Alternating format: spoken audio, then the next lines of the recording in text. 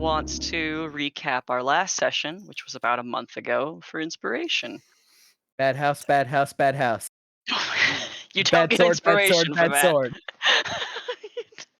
Hold on, let me. Hungry, hungry sword, hungry house. Hungry, hungry house.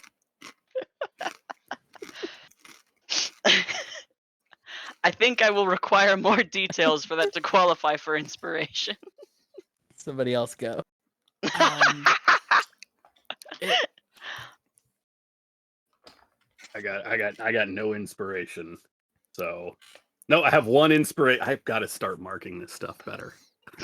You are our off tank for inspiration, so get in there. No, I burn through it as fast as I get it. So, Oh, you're telling me I literally get like an inspiration. I'm like, oh great, cool, in the bank, and then I do Good. not ever bank it. It is the session of that I use it. It is always the session of. You want go for it? Go for it. I can't get my The- journal open, so please go for it while I try to figure out what the fuck I did to tie this knot.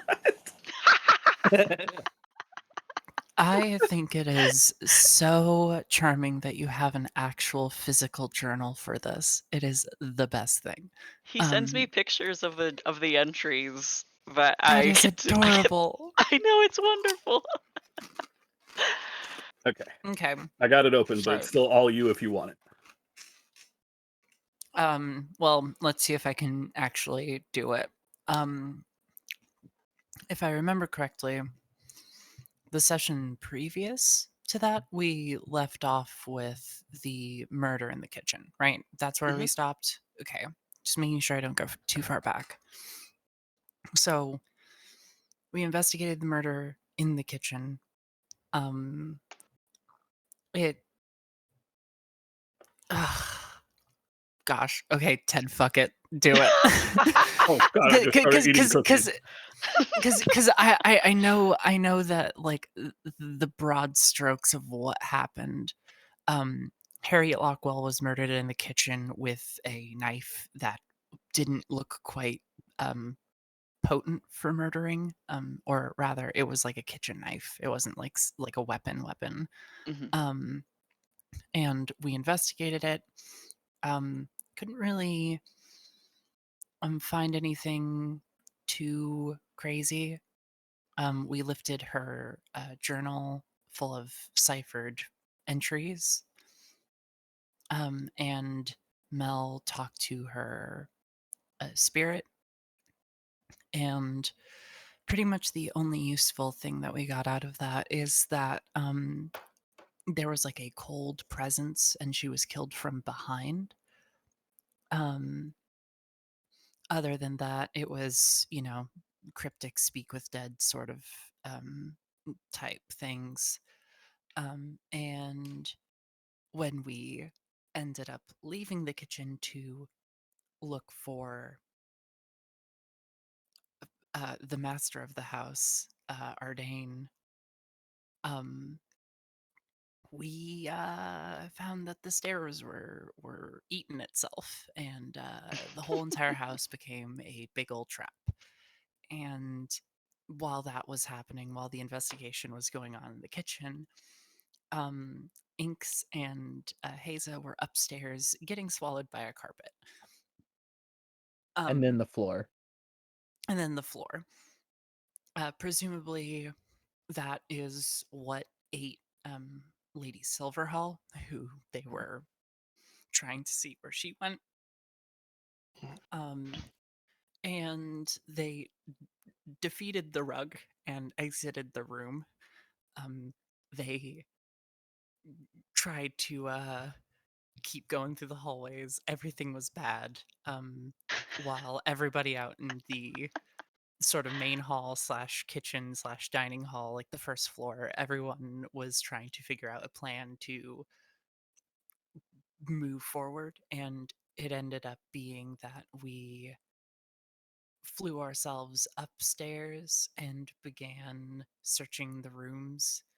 There was a lot of the constable and the detective walking into gun spring traps. Our poor friend Rhubarb was filled with bullet holes by the end of this whole thing. And it was actually discovered that these two were simulacrums. They weren't the genuine Detective Rhubarb and Custard. As I believe that later on Rhubarb died, or rather, the simulacrum died of Rhubarb. Um, Anyways, it was a whole big nightmare, and we couldn't find Lord Burkstaff anywhere. And we ended up checking the offices. We ended up checking the sort of display room archive thing, and we were sort of on a time crunch. The house was leaking digestive fluid, black ooze, Yeah. and it was really gross. And after setting off a few wards, or rather, no, that was when we were looting the place, trying to get out. Scratch that. Um, we investigated that sort of like trophy archive room and found a little um, switch that opened one of the display cases up into this room with Lord Burkstaff sort of tending to an orb of some sorts. And apparently, that's when we discovered that the house needed to feed, and that is the reason why he held this whole thing. Um, and so we ended up defeating him. Again, Rhubarb's simulacrum died, and we fucked off out of the house, not before destroying some priceless items and looting the place. And now everybody is outside in the sleeping hole. And I think that's about it, right? Oh, right. Sorry. Importantly, the big artifact that this house itself was made to, or ended up guarding, it wasn't necessarily clear with that part, but what the house was guarding, the mainstay was a fey relic in the form of a sword, and it is incredibly powerful. And it is now in the hands of Haze. Oz. I believe. Oh, it's Yeah. right. Oz. Hazel was the first one to touch it. Um, Being that we got some information from the detective and constable that this was some sort of fey artifact, and we sort of assumed that those of fey lineage were safer to hold it than trying one of the other people. And yeah, Hazel secured the sword, was freaked the fuck out by it because it is incredibly powerful, and gave it to Oz for safekeeping. And right, I left tried to vibe sleeping check hole. it. It Yeah, failed the the vibe vibes check. are really weird Not on my that not my sword. sword. I like mine better. Ted, did I miss anything? Am I missing anything? The one crucial bit that I would add to everything else, which was otherwise perfect, the blade, the what we learned from the simulacrums is that this blade, Midwinter, is supposed to, at the solstice, fight its sister blade, and that this is bad for the things around it. Right. It was some sort of fey ritual in that, like, they were supposed to duel the sister swords. Yep. But Also, there is something like blocking me from knowing Mhm. what Hyacinth should know about it. I think you might have gotten some kind of inkling that it's related to your thing, but Yeah. otherwise, yeah, you were like directly blocked by something. I thought it was explicitly not related to the green whatever. I thought that was mentioned. I mean, Okay. out of character, obviously. Torque has no Might be so. fucking clue. I don't remember. Yeah, I I'm don't sure it's remember totally for fine. sure. It's totally chill. Yeah, Unless I It's simply fine, it's misunderstood my chill. re-listen, which is we're possible. all in the snuggle hole. Mhm. And if I remember correctly, the surviving members of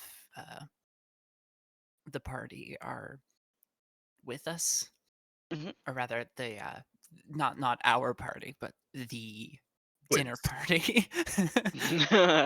At least Amy and Yeah. Loxius. Amy, Lauxius, the Fairbrand brothers, and The constable. Constable Custard. Custard. Custard was like, "Hey, can I have the sword?" And we're like, "No." It was actually you guys offered him the sword. Well, asked him about the sword, and his context for it is fairly limited. And he says like all that he really comprehends about it is that this is an artifact that's been missing, and now it's not missing. Shrug. Right.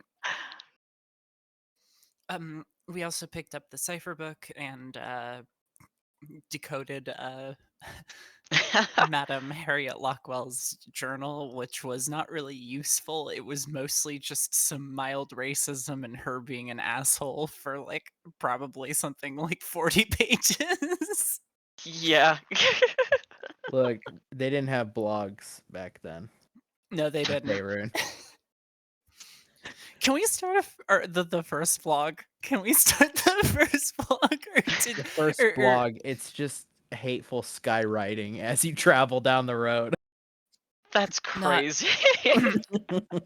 I feel like Steambelly and Associates have probably gotten onto the first forms of both podcasting and blog writing by this point. Okay. So you guys, like you said, are in your little tunnel under the ground, under the bubble, for the night. So for the remainder of your rest, to complete your rest, you will be sleeping through a significant part of the day, which won't really be that disruptive since you are underground. Hyacinth, you do have the fortune of being able to complete your rest pretty quickly, if you choose to rest early. Is there anything anyone wants to accomplish prior to or immediately following your full rest?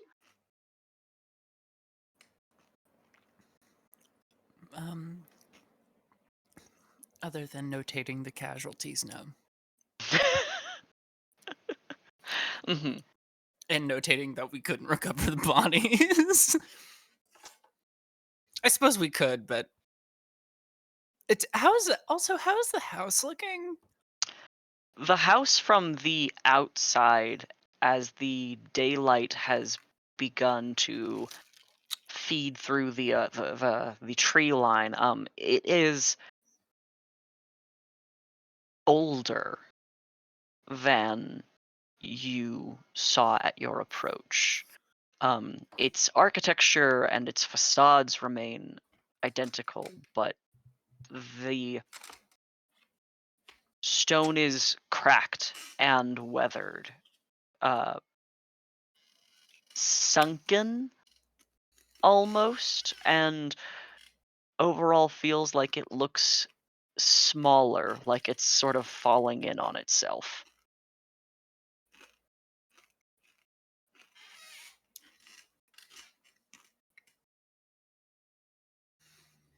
Yeah, following the rest, I would like to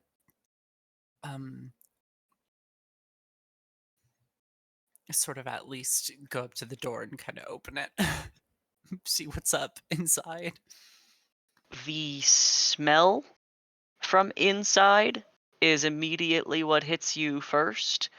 You are smelling like decaying wood as well as the foul acid that you guys have been kind of tromping through. It's sort of begun to eat through. It's eaten through the like ceiling of the first floor and is pooling on the in the main entryway and eating at everything. It is dissolving itself through. Yuck. Yeah. Mel shuts the door and rejoins the party. Not dealing with that today.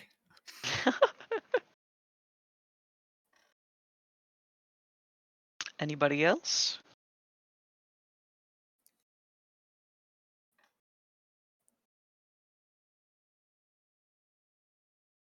All right. So your day passes, and it is the afternoon by the time most of you feel well enough to travel, particularly some of the nobility within your number. Um, there is some discussion between you all, I'm sure, and the other members of the party. And just so you are all aware, it is kind of unilaterally agreed. It is probably best for you all to travel together at least until you can get to uh, uh, Black Crossing. Is that what its name is? I should know. I should know. um,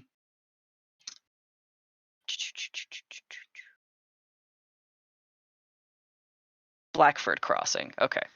Um, from there, the Fairbrands say we'll be able to find our own vessel, our own transportation as we had it and had arranged. We'll be able to arrive home in time, on our own account. Amy sort of nervously titters that she's sort of anxious to get back home and can make her own way once she's once she hits the city.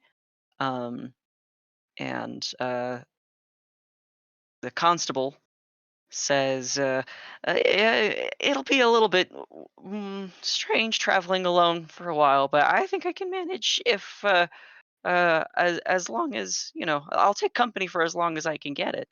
But we'll definitely be heading different paths by the time we get to the crossing.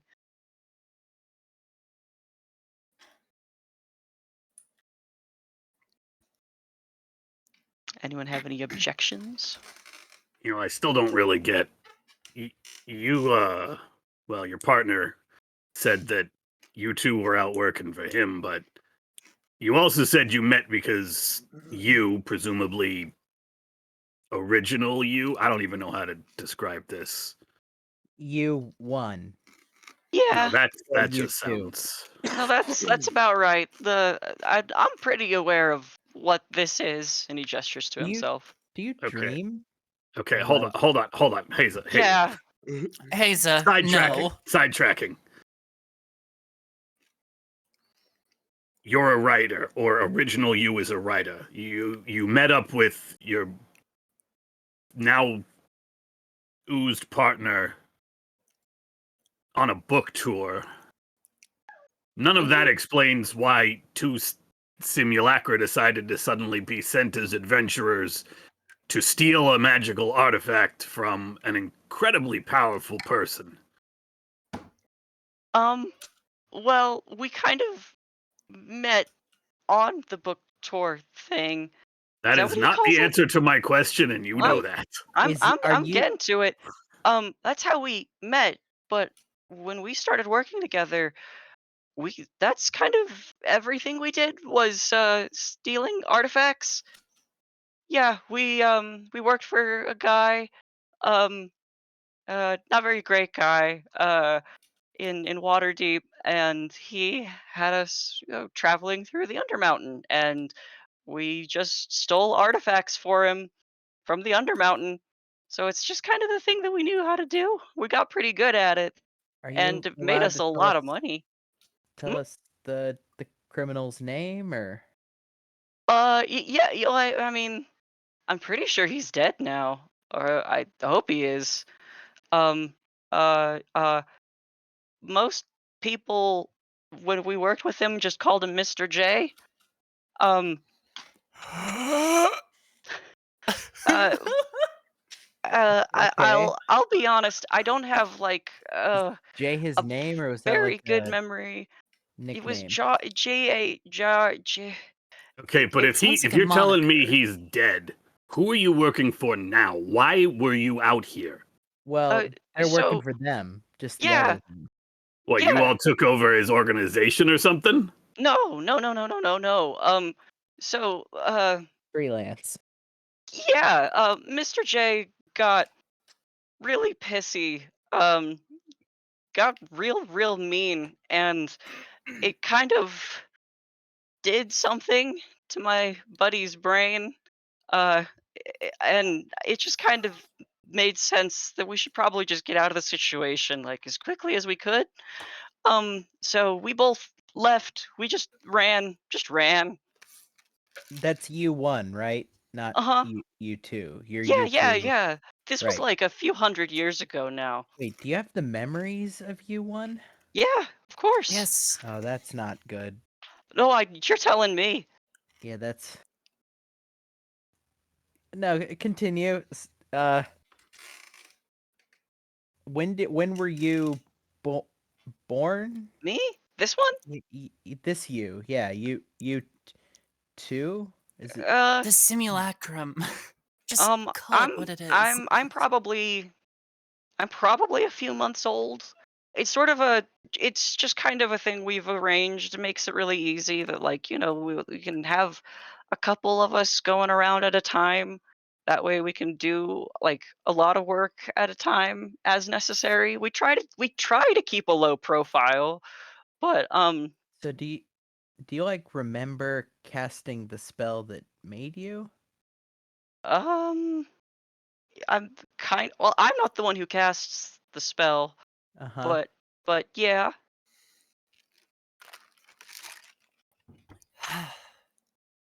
Anyways, so you're doing freelance work now, and presumably this Mr. J is gone. I hope so. Part of the reason we try to keep a low profile is because I'm pretty sure if we ever bumped into him again, it wouldn't be great for any of us. Did I'm you do sorry. anything to slight him, or was it Oh just? yeah, yeah, Oh. definitely, absolutely. One of his buddies, who was a real asshole, he was. There was some uh prisoners we were dealing with. And he kept just beating on him. It was real shitty. I kind of just picked him up and threw him like 100 feet into the air, kind of dropped him from 100 feet in the air, and I I don't think he made it. I don't think he survived that.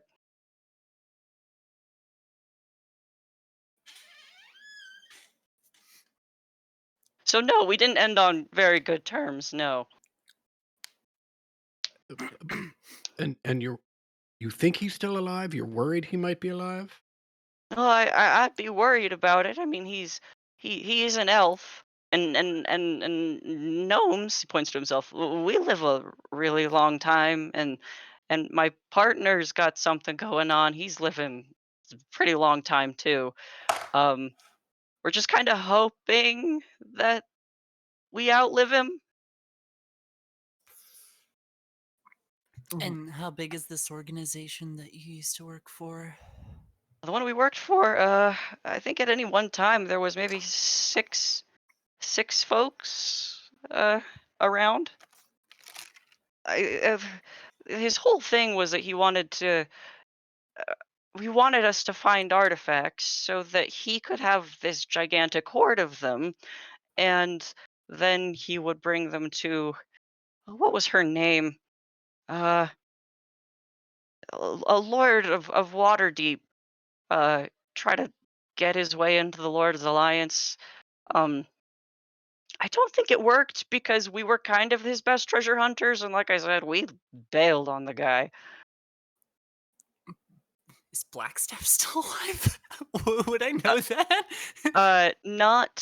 Not the Black Staff that But you the remember, the player. institution. Right. The The institution of the Black Staff and the does weapon. exist. the current Blackstaff is actually her. I can't remember if I said son or grandson. But he is actually a descendant of Silverhand and Valara. Like that he is functionally, I'll say for you, you know this because you are from a major city. And a few of you could also probably know these rumors. Like right now, the position of Open Lord of Waterdeep and Blackstaff are in one person. Okay. Couple questions. First, Mhm. just a procedural question. So, have we Mhm. completed a long rest at this point? Yes. Goodbye, exhaustion level. Fantastic. um, Yeah. Secondly, given that I am both from Luskin and a member of the Tower Breakers,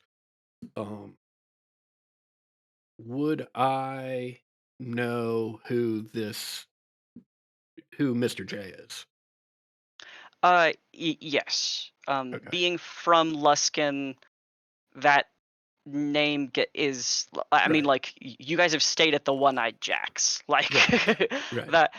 All of those nicknames are bandied about. Mhm.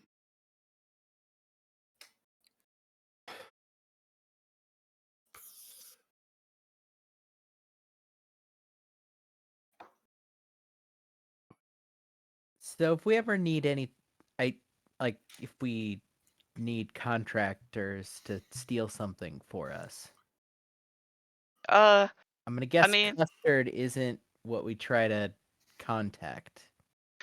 yeah. My uh, uh holds up like two fingers together and like separates them. My name is Vorin Gloomfoot. I look like this, if that helps. But like I said, we don't do contract work for anybody. We're solo artists. I mean, I know that it's one of those you mostly do solo work, but if somebody paid you enough money, Trust me, you can't afford us. I mean, probably not, but maybe you know what? Fine.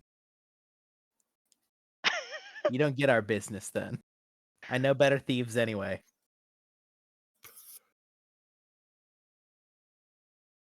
Talk I mad don't shit know. for people that had to be rescued from a house. From a statue that shot you and killed your friend. And are also actively on the run from someone. And constructs. I'm sure the actual ones are a little bit more capable. Maybe.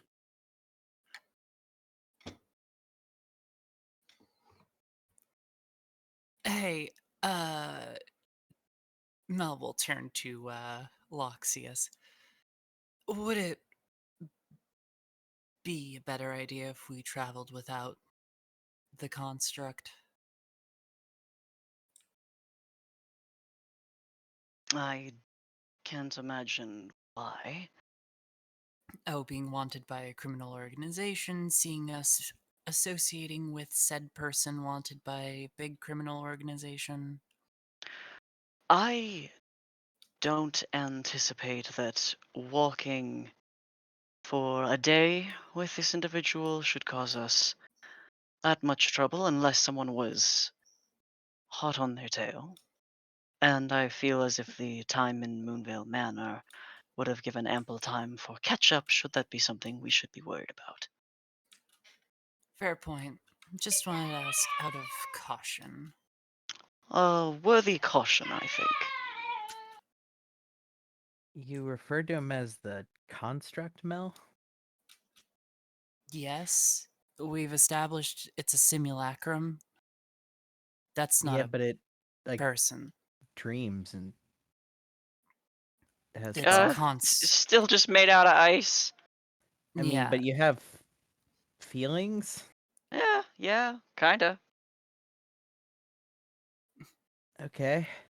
Did you? I guess you did. You write rhubarb down in your book, Mel? Or No, because No. it's a construct. yeah, but it was alive. It has no soul. According to what? According Fact to that the nothing magic. passes to the afterlife. Yeah, If it's you- pretty cut and dry. It's not really that. It's really not that dark. Yeah, It's ice. it's Ice, baby. it's Not like a darkness thing. It's just No, like he's alive. Like look at him. no, it isn't alive. It's functioning. It's like if you build a robot without any not like a warforge, but like Golem. a construct, like a golem. It's the same thing. That thing doesn't I have a soul, neither does this. yeah, I kind of think of it like a plant or a fungus. Like a mushroom lives and has its own functions and on. is gonna prioritize its survival, but like You think of that like that, or this is the thoughts of the yeah, you one. I'm I'm old as hell, kid. You have Like the I've had a lot disregard of for. time to think about this. Okay, I'm Okay, starting to okay. walk. Haza, it retains the memories at time of creation. So, yes, it's had time to think about the ramifications of creating a construct. He's like Because 10 feet away. That's fucked. it really isn't. Fucked up. Forgive my friend, she's a little sensitive. Oh, it's fine. All of us have our own things. I suppose so.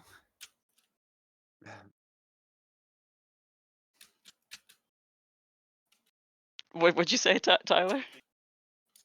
Oh, Accurate representation of Warren.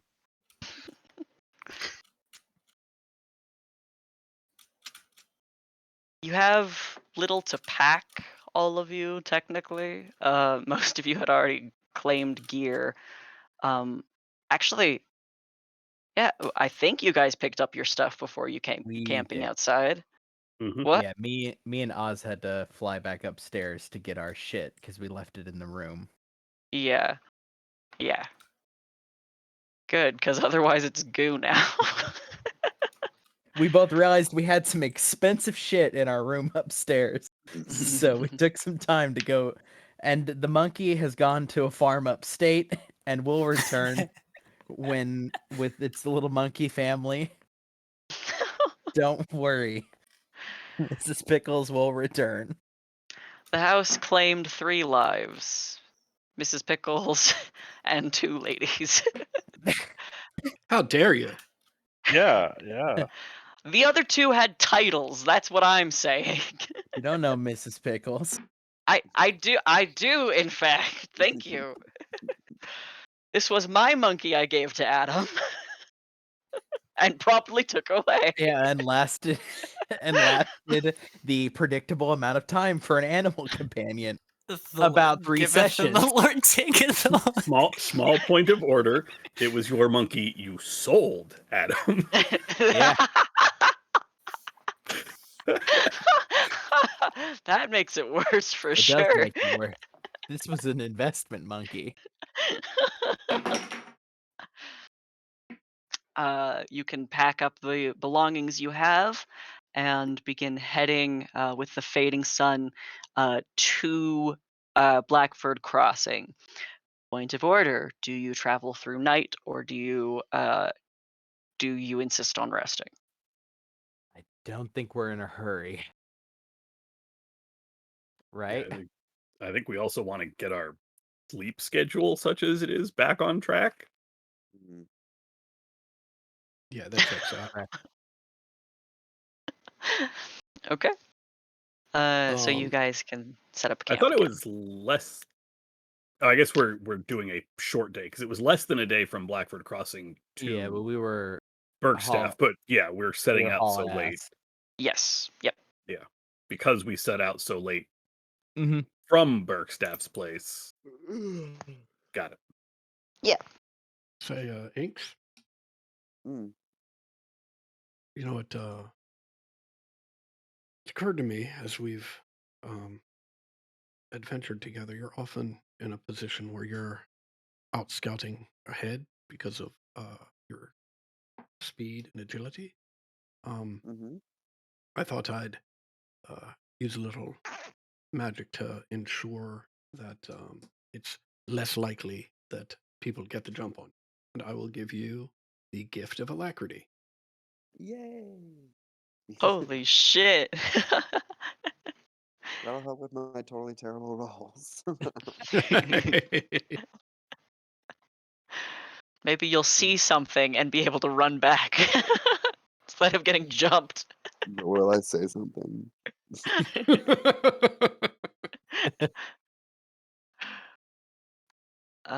Okay, yeah, you guys can set up your camp. I'm assuming it would just be routine tunnel and bubble. Yeah. Yep, we're Yeah, gonna do unless the there's double. some reason not. I The think double. The double. the double. I think Haza will offer Oz to like spar with sword. Oh hell yeah, definitely take F on that. Yeah, it's lighter in your hand, but than the blade you're used to. But like, you can feel with its strike on steel, like the jolt of like cold through your fingertips. Like this weapon is personally eager to do violence. You can feel. How does it feel on the receiving end? Like when I'm catching it like on the sword or on the shield. You, interestingly enough, you feel a reaction. You can feel when your sparring match is finished, you see that you are expelling cold breath, like mist from your mouth and nose. And it's cold here. But like this, you feel it like inside of you, like leaking out. Like it's taking the warmth from me. More, make me an insight check. It's not gonna be good. Whoa! Whoa! Whoa! Mm. What the fuck? No.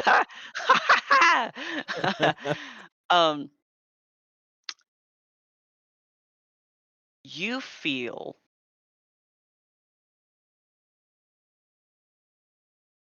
connected to this opposite weapon.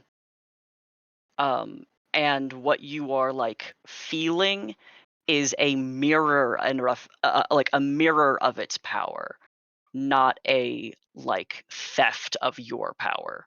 Like you are, something within you is like jumping to match what is being put in front of you. Does that make sense? Oh, okay. So yeah, it's more like energy matching energy. Yes. Like Yes. I assume it doesn't necessarily feel unpleasant as much as Not at weird. all. Yeah. I think Haza has like a kind of like at the end of the spar as like she's breathing out heavily, she like gives you a look, Oz, and is like, do you want to go again or Oh, I could use as much practice as you can tolerate. It's been a bit of time since my official martial training. I mean, we can either go now or do you want to make it like we do that every morning? Sure. That works well for me. Yeah, you see, as she's saying that, she's staring at the sword, not you.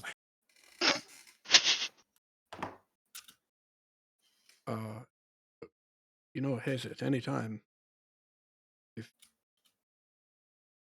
you'd like to wield it, just let me know. I'm sure it could do more damage in your hands than in mine. Um, I, for now, I'm okay. Sparring with it, though, I think more of that. Every morning until you say otherwise. Yeah, she just throws you like the beaming smile as she Excellent. engages the cast off enchantment for her armor. Thunk. Well, that's awfully impressive. Could you help me get out of this? Yeah. How many straps? There's plenty. It'll take some time. Oh, do you have buckles? I hate the buckles. They're particularly hard in the cold.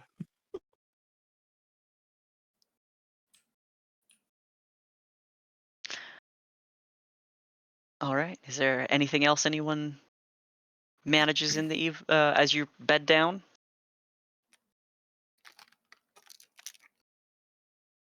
Hey, Oz,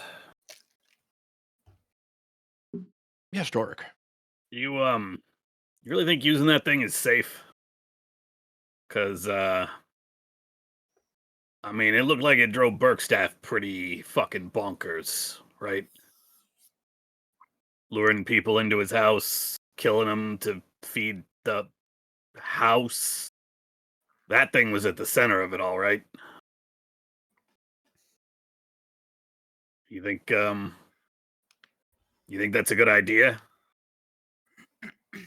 Well, More weird, stupid, lost face shit here, getting tied up with that? I think it's too soon to tell whether it's a good idea, but I do think the only way to learn everything about it is to engage with it. And I have something that Lord Burkstaff doesn't have. And that is the 5 of you to make sure I don't get lost. Yeah, or And we're if- the first ones that get fed to it. And if I may interject, it was the house that was alive, not the sword. At least separately from it. I'm He pretty kind sure of- it's alive. Well, yeah, that's why I said separately. It's more to the effect that he might have just been crazy and made the house or coerced the house into guarding it because he knew its value, and we are silly Okay, adventurers. you didn't see him when the door was opened. Like, he knew what was going on. Well, obviously, yeah. yeah. He wasn't That just that's some madman who built a house to protect it, or raised whatever a house to protect a sword. he might have. It might be immeasurably valuable. We just have I'm sure it is, which makes it all the more bonkers to bond with the damn thing.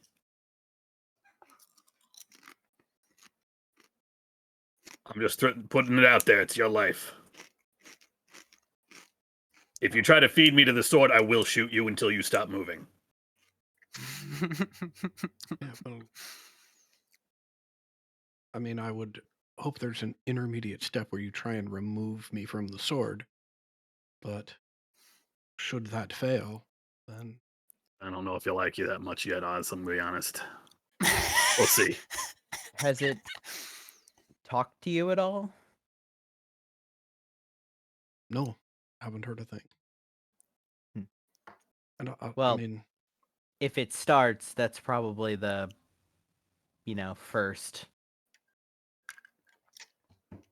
That's the flag you should probably throw up to make sure we can do something about it. yeah, certainly. Well, something that we as a group can do is Oz is obviously currently not possessive of the sword to any of us. I trust he trusts any of us with the sword, especially someone like Haza, for example. So if Haza ever asks, "Hey, can I hold the sword?" and Oz goes, "No," we know something's happened because Oz can obviously lie about being talked to by the sword. If he starts becoming possessive, like I assume Berkstaff was of it, then we start having problems. Look, if it Okay, I want to interject on the very simple plan here. Berkstaff lured an entire group of people to his house, had a pleasant dinner with all of us, presumably shanked the woman in the spine, fed another guest to it, and then tried to do the same to us. I'm just saying, it. Hey, can we borrow it? No, that's probably gonna be way too late. I just, well, it's not like Berkstaff was some very obvious monster. It took us a while to figure it out, myself included. I'm not judging. Granted, we didn't know the sword, nor did we, it's one of those things where if we asked him, "Hey, can we see the sword? Can we borrow it? Can we whatever?" He would obviously say no. And I mean, we don't know that because he told Lautius and I that he was looking for the sister to the sword he has. He told us he had it. Lautius, what details did he give you exactly? Of the sister sword? Well, I mean, he told you that you already knew the price. You had to bring him the sister sword. The sister sword, if I understand correctly, cannot be found on the material plane. It is, as this one is mid-winter, it is midsummer, and in the possession of someone, I would hope, more capable than our Lord Berkstaff. Are you referring to someone specific or just the general? Unfortunately, had it been the case that the arrangement could not be altered, the price could not be negotiated, I intended on doing research upon return to Luskan, buy myself perhaps some more time for the purchase. So unfortunately, I have no name nor proper location at this time.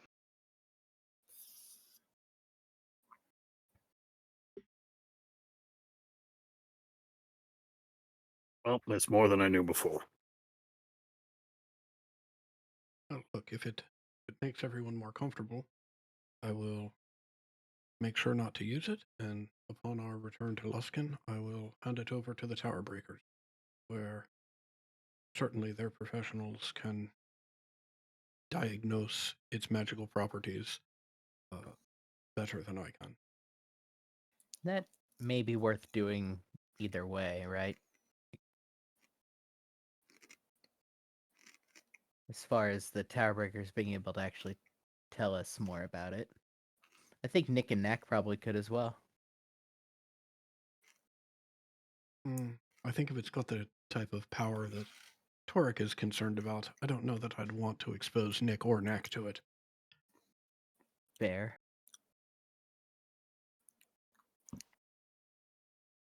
It will take preparing another spell that I did not have situated, but I do intend to reach out to a contact of mine back with my order and see if they can come up with any more information about this thing. That might be an avenue to learn more, possibly.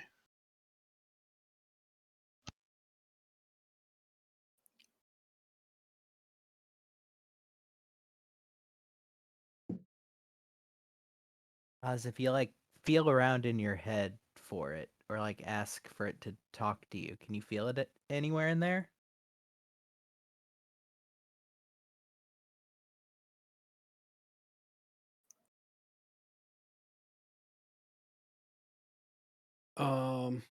I don't know. I'll start contemplating Midwinter and see if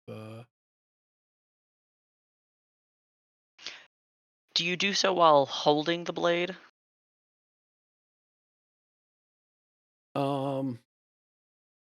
probably not initially, but upon uh,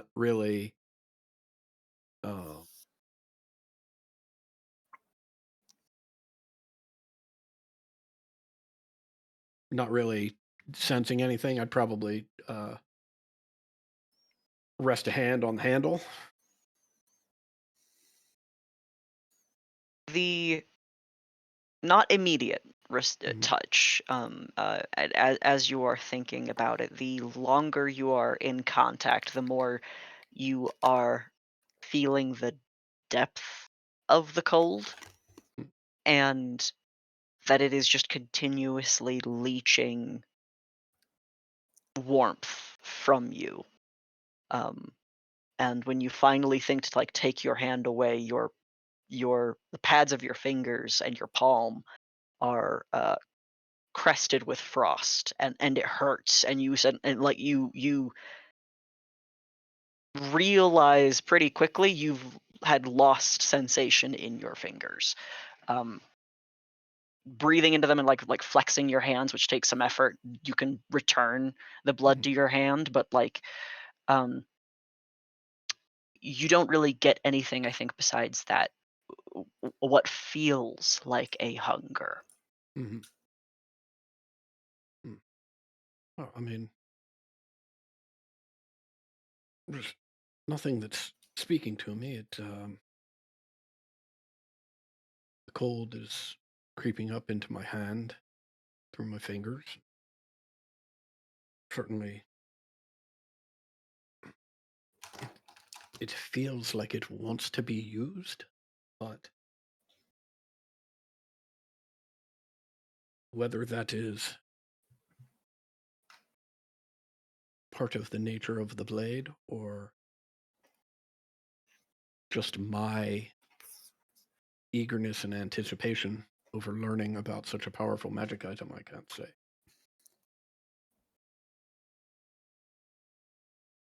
Fair enough. Something to keep a close eye on then. If it's just receptive right now, but it's not giving you anything back, that's probably a good sign. Probably a bad sign when it starts to get pushy. Well, I mean, look, we're going to take a rest for the evening. I don't want to make anyone here uncomfortable. I'll simply spend the hour to break my connection to it.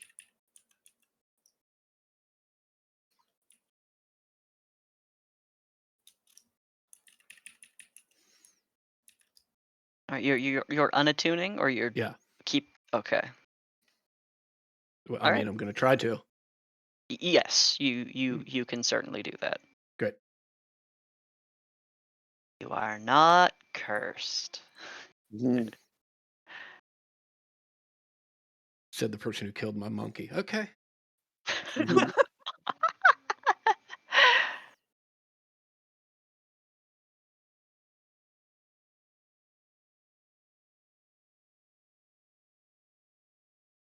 All right. Any furthering of discussion for your evening?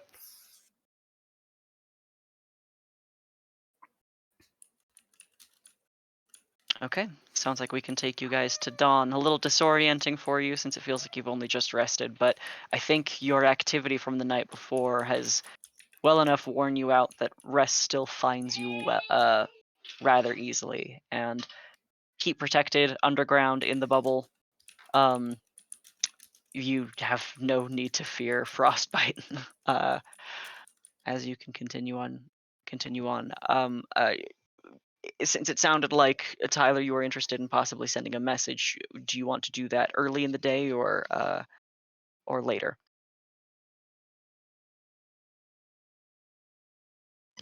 Yes, I will do that earlier. Just give me a minute to compose it. Yeah, no problem. In that case, we'll say that you guys can continue in your day. Um, uh, just real quick, if there's anything else if morning brings any other thoughts to anyone. Nope, just sparring with us. Okay. Yeah, this Uh, time I'm using the longsword though. Okay. All right. So where is Midwinter being kept? I mean, I'm still I've still got it in its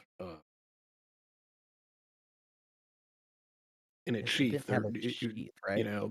around Mhm. my waist. I'm just not using it. Okay. This sword has no scabbard, by the way. Is the blade like present at all times, Yes. or Yes, very much. not a lightsaber? Correct. Mm. um. Yeah, I mean, I guess in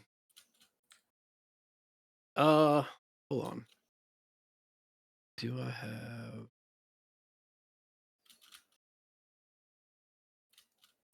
I will in the morning I'll roll it up in my bedroll. Okay. All right. Even unattuned to it, you still feel that Mhm. that cold, and it kind of it kind of expresses itself almost identically. It's not as if the effect has been contingent on your attunement. Gotcha. Yep. Um. Do, do, do. Inks, I will give you Gift of Alacrity again. Mm.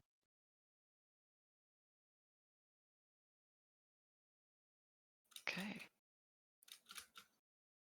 Let's see. Okay. All right. So, yeah, you guys can have your day of travel.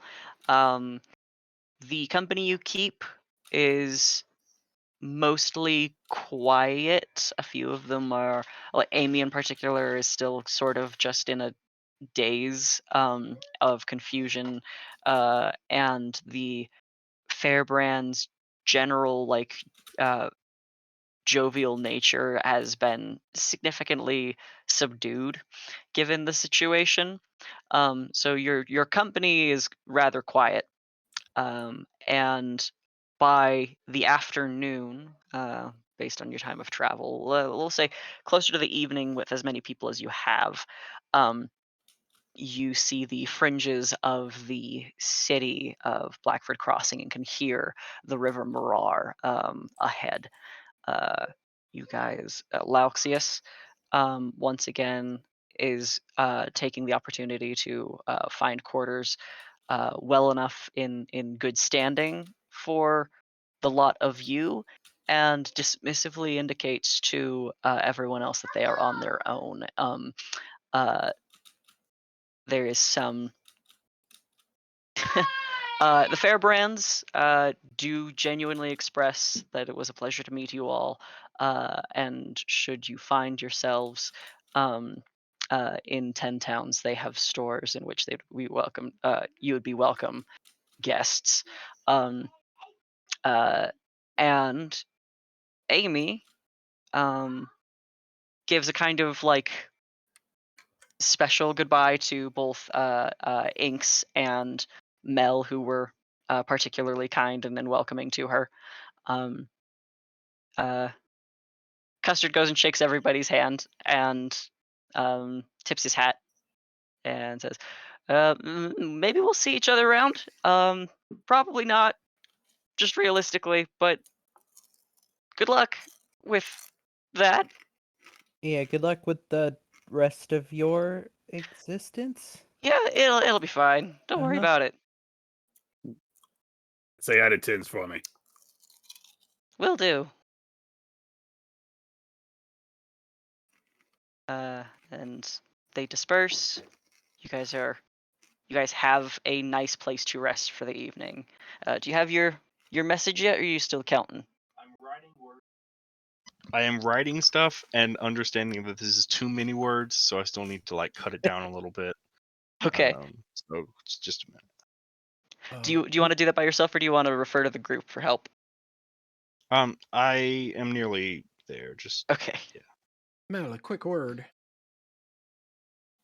Yes. What is it, Oz? Why, I wanted to talk with you about your faith for a quick moment, if you don't mind. Nope, never do.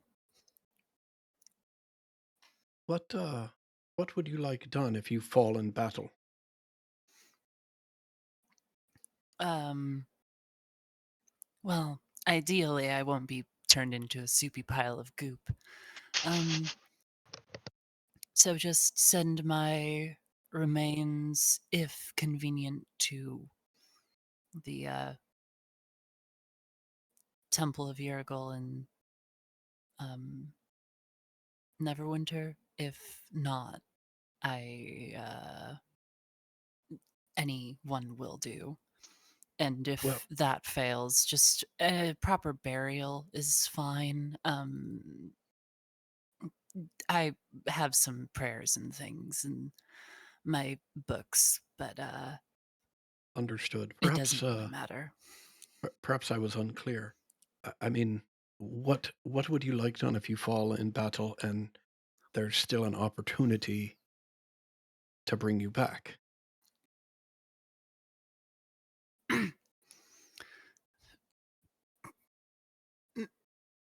Mel kind of squints her eyes at Oz.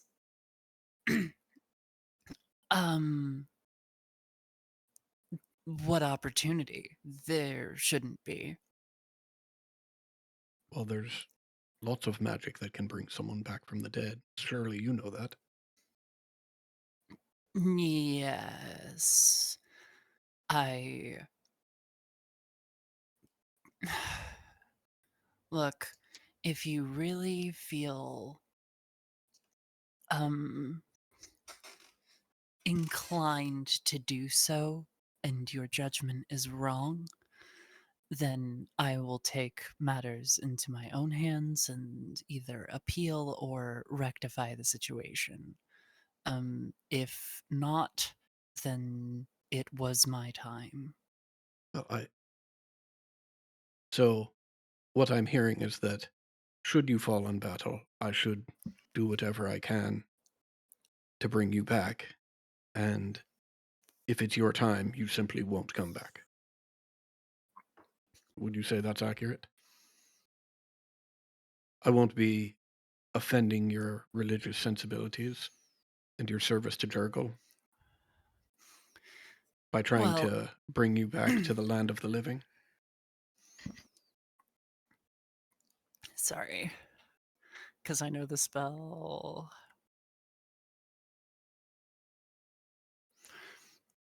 Well, the thing is that kind of magic doesn't require one to be willing to return, so I will have no choice in the matter if you end up using it. Right, which is quick to that. Even though it's not worded in Revivify, it technically is the case. You'll have the option, just so you know. Oh, is it? Yeah, Okay, see, because I was it's a looking bad over. language thing that they've like tried to correct a few different times, but have been really bad about it. Technically, as written, you don't have a choice, but you do have a choice with Revivify. Okay.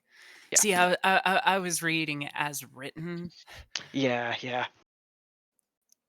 because I thought that was the case. Yeah. Right. Okay. Well, then, yes, I suppose. You don't have to try that hard, though.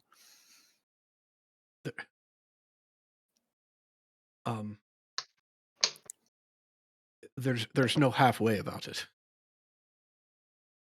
It's a yes or no situation. Either I will try and bring you back or I shouldn't.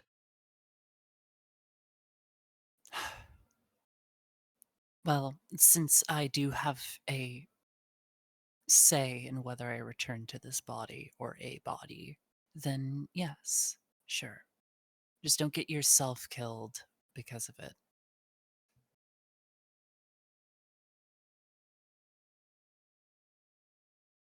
Very well. And what of everyone else? Will reviving them violate the tenets of your faith? That is a complicated question. It depends, is the only answer I can give. Understood. Given that that's the only answer you can give, could I have the diamond, please?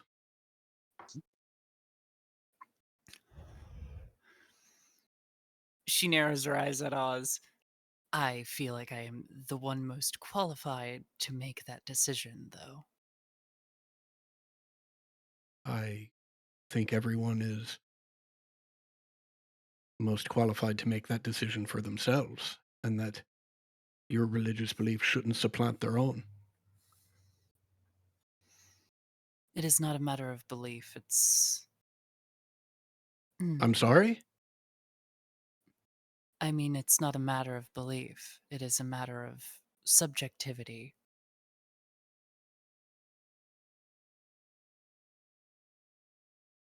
If you feel so strongly about it, you can have it.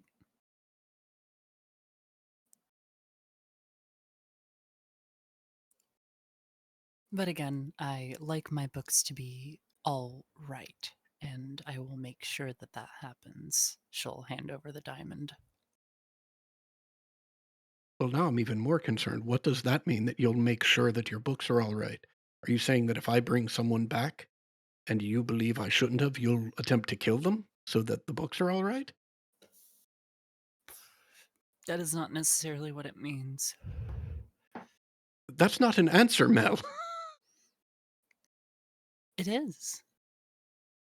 Okay, so it's not necessarily what it means, but it's also not necessarily not what it means? Correct. That's what that statement implies.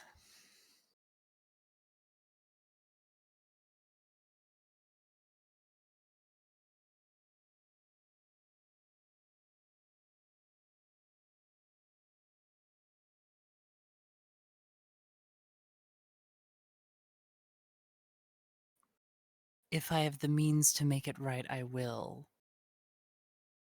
In a way that's not going to kill the person, if that makes you feel better.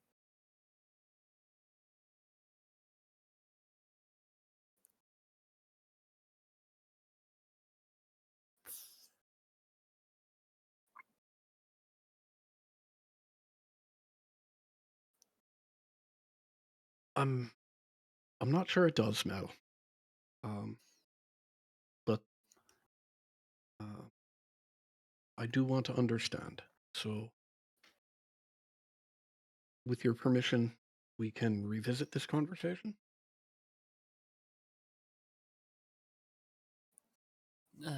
In what way? So that you can try and make me understand.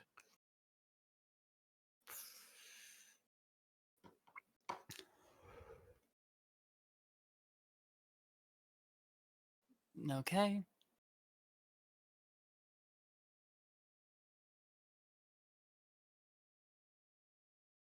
Yeah, I'll take that diamond and be on my way.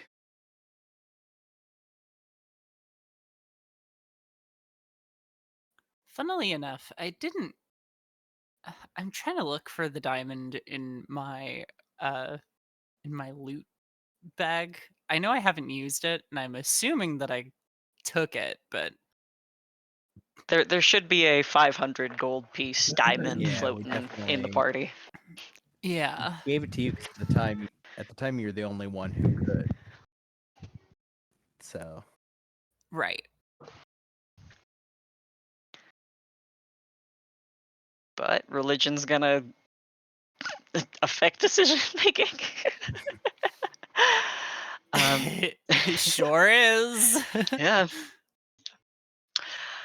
Okay. How's that message? How's that Yeah, sounding? yeah, good to go. All right. What do we got? Okay, so I will reach out to Zinnia and say, no news on Query. Working with a group based in Luskin, promising potential. We uncovered a Fey sword called Midwinter. I'm blocked from knowing more. Request intel.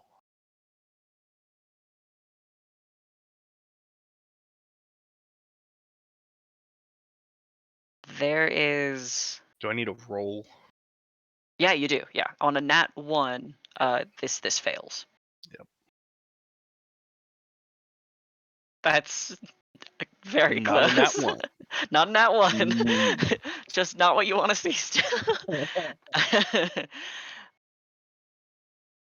There is an unsettlingly long time before you get a response. You feel like you are sitting in quiet for several minutes. The response that comes to you is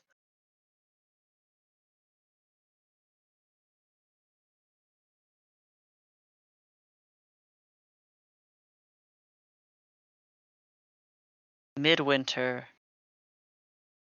has been entrusted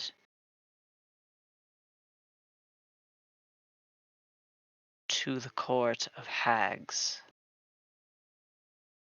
and its misplacement to the material realm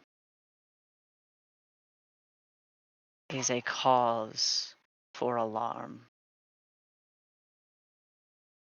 Stand by for instruction.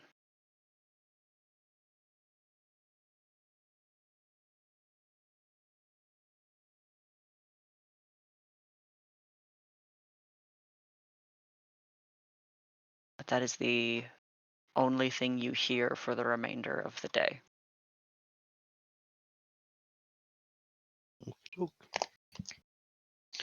I will tell the group what I've learned, that it was entrusted presumably by would I presume that it was entrusted by Titania or like the Green Court? The Sword of Midwinter, or Midwinter, is in Would have been the fact Queen of Air and Darkness. correct. Okay, then yeah, I'll let them know that it's an artifact that belongs to the Queen of Air and Darkness, that was entrusted to the Court of Hags, and should not be on the material plane. And the fact that it is very alarming. And when they know more, they'll let me know.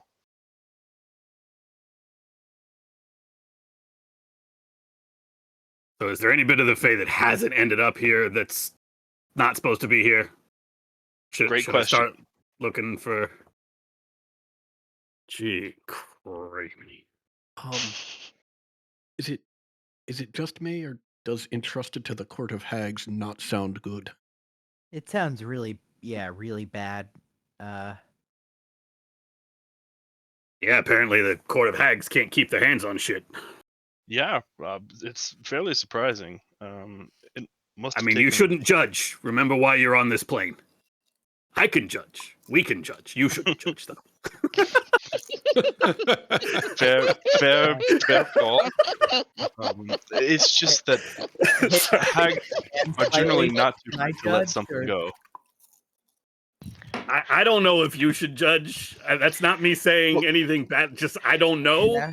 Hazel, Since you don't know, so I don't know. You were not but- specifically part of an order meant to guard an item that has been lost. So Well, I'm just. We Yeah, don't. that I know of. For all we know, Haza stole the damn thing. Like Haza doesn't remember anything Fair before point. coming. So I like, don't think I did. what? But you don't know. You don't get to judge until we know. I'm sorry. Okay. The four of us, we can judge. Inks, please judge harder. On it.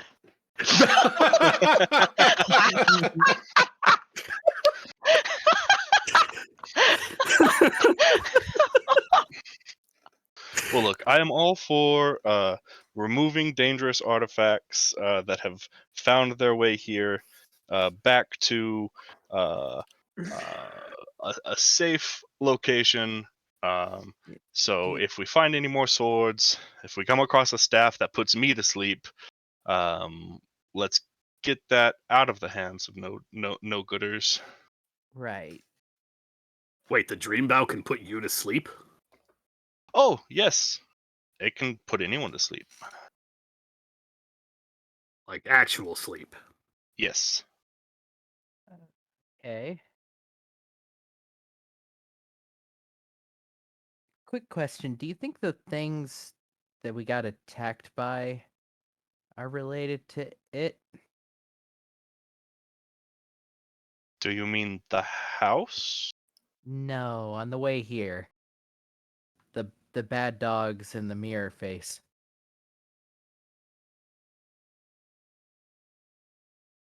They didn't jump out to me as anything that I would think would be related to anything. Okay, just making sure. Like, if we're the target of things because we're carrying this. I guess if they do attack, we just throw it at them, not well, at the ground in front of them, and say, "Yours, take it." Mm. Well, I mean, we weren't carrying it when they attacked us. Yeah, but maybe they were looking for it, and they got kind of close. Hmm.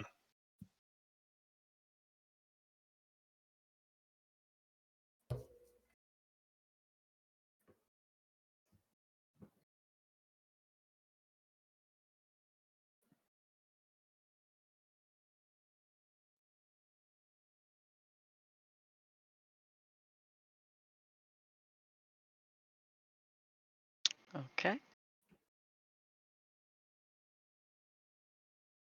Y'all ready for your long rest? Yep. Mhm.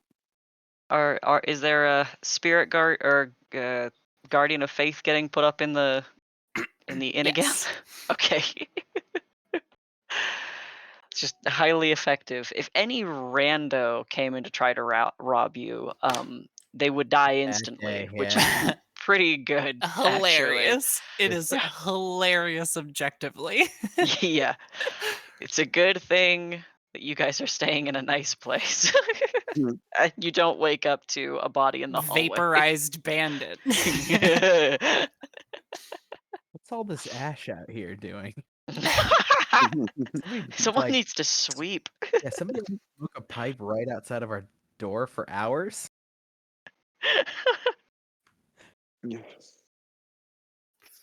Okay. Your next couple of days are back aboard this Tsarina, actually. This passenger vessel is seems to have been funded substantially enough to, if it were inconvenient, to travel to Blackford Crossing and then right back to Luskin a couple days later. The captain does not seem to indicate such. So you have 2 days of boat travel to entertain yourselves with. In that time, on the second day, Hyacinth, um, uh, you get a message from. Actually, let me see if her magic works. Okay, we're good. Zinnia sends you a message that says,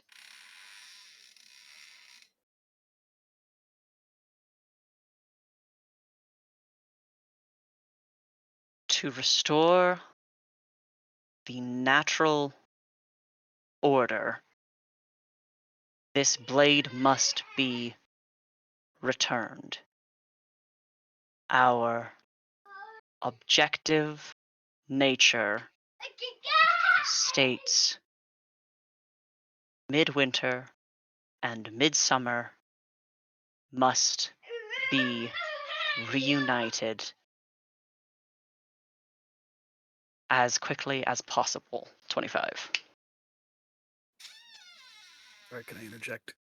We board the 21st of chess. Is this 22 or is this 20? Like all day 21 and then this is 22, or is this 23? It will be 23 when this message comes.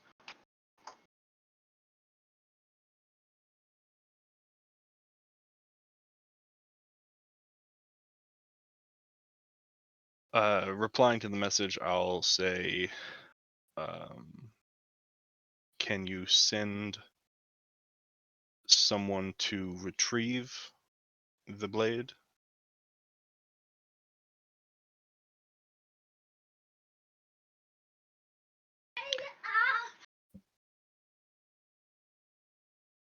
The message comes a little later.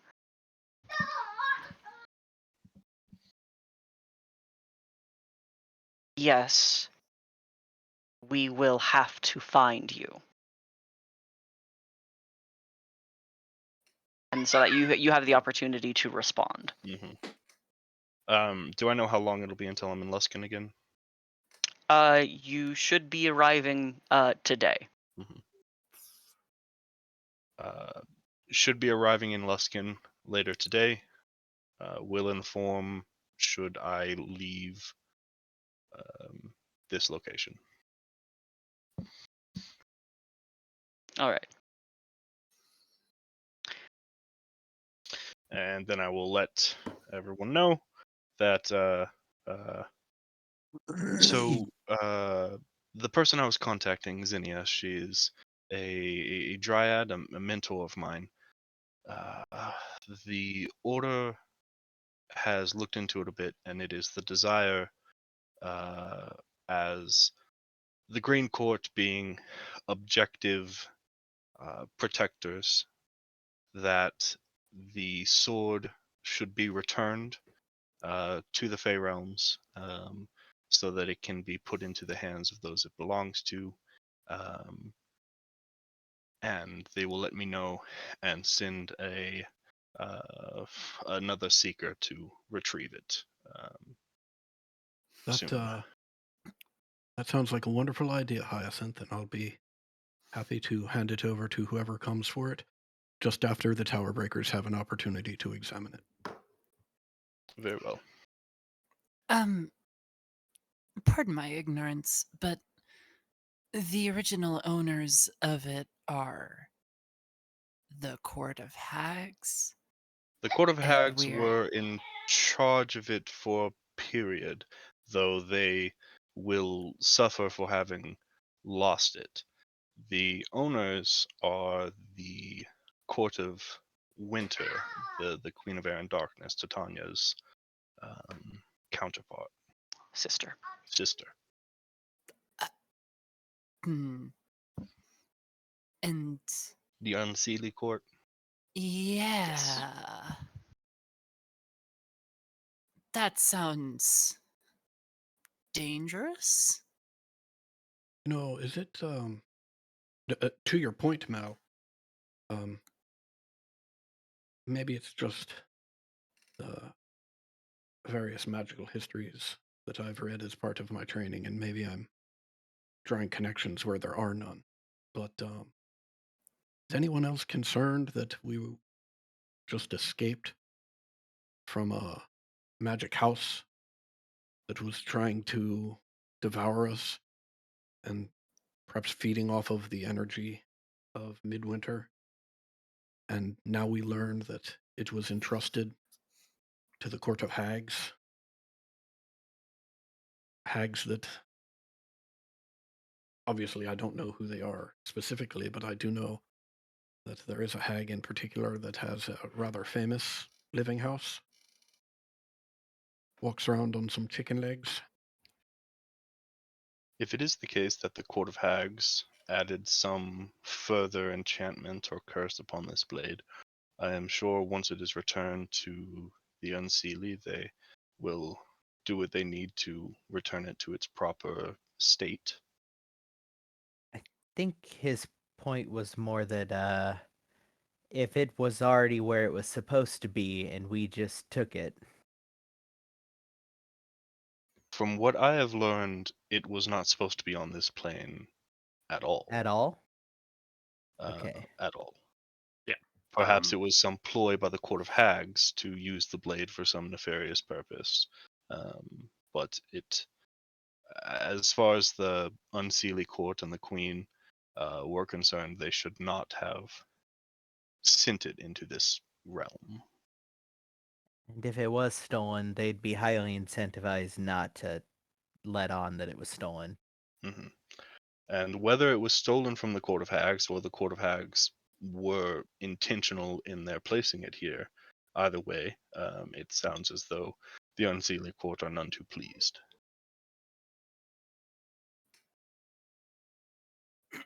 Great. All the more reason to get that thing back where it belongs. And whatever comes of its unity or collision with the Blade of Midsummer, may it happen somewhere that this realm will not be a collateral damage. But we're leaving that completely up to chance, right? Nope. It's more that We're it's just not our sending problem. it back to where it belongs. All right.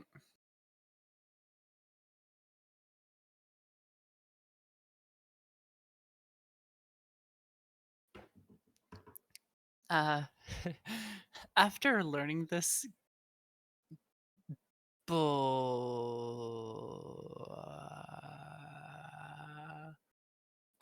sorry. And did you get a time of a meeting, Hyacinth?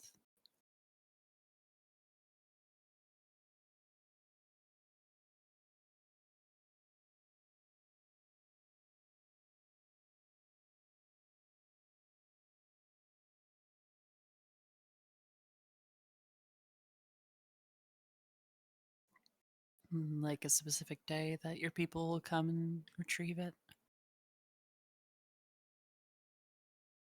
Sounds like their internet is on the Sorry. fritz. Yeah, I just saw that. I will take this opportunity, or Oz will take this opportunity to just look while we're meeting. Just a quick survey or show of hands, I guess. I'm curious for those that fall in battle and there's an opportunity to bring you back. How many would like that effort undertaken? Yeah. Yeah, I definitely would. Okay, I got stuff to do. Inks. Died once. Don't recommend it. It wasn't think I'm too good. bad, Really- was it, Torek? I'm sorry, what was that, Inks? I think I'm good. I think you can lay me to rest if I fall in battle, as long as it's a good death. How the hell do you define that? Yeah, like if you slip and eat Probably shit, if- do you want us to not Oh, absolutely no. Bring it back drown to in a that. puddle? What other bad deaths would you consider a bad death? Something embarrassing, obviously. She means dying gloriously in battle. Like Mhm. alcohol No poisoning? such fucking thing. I've got to agree with To Torek each their here. own. Well, I died in battle. It ain't glorious. You shit yourself. Do you piss yourself too? I always heard. Look, Even I'm more a reason not to be reptile. brought We back. got Oh, yeah. Different. look, Hyacinth knows prestidigitation. Yeah.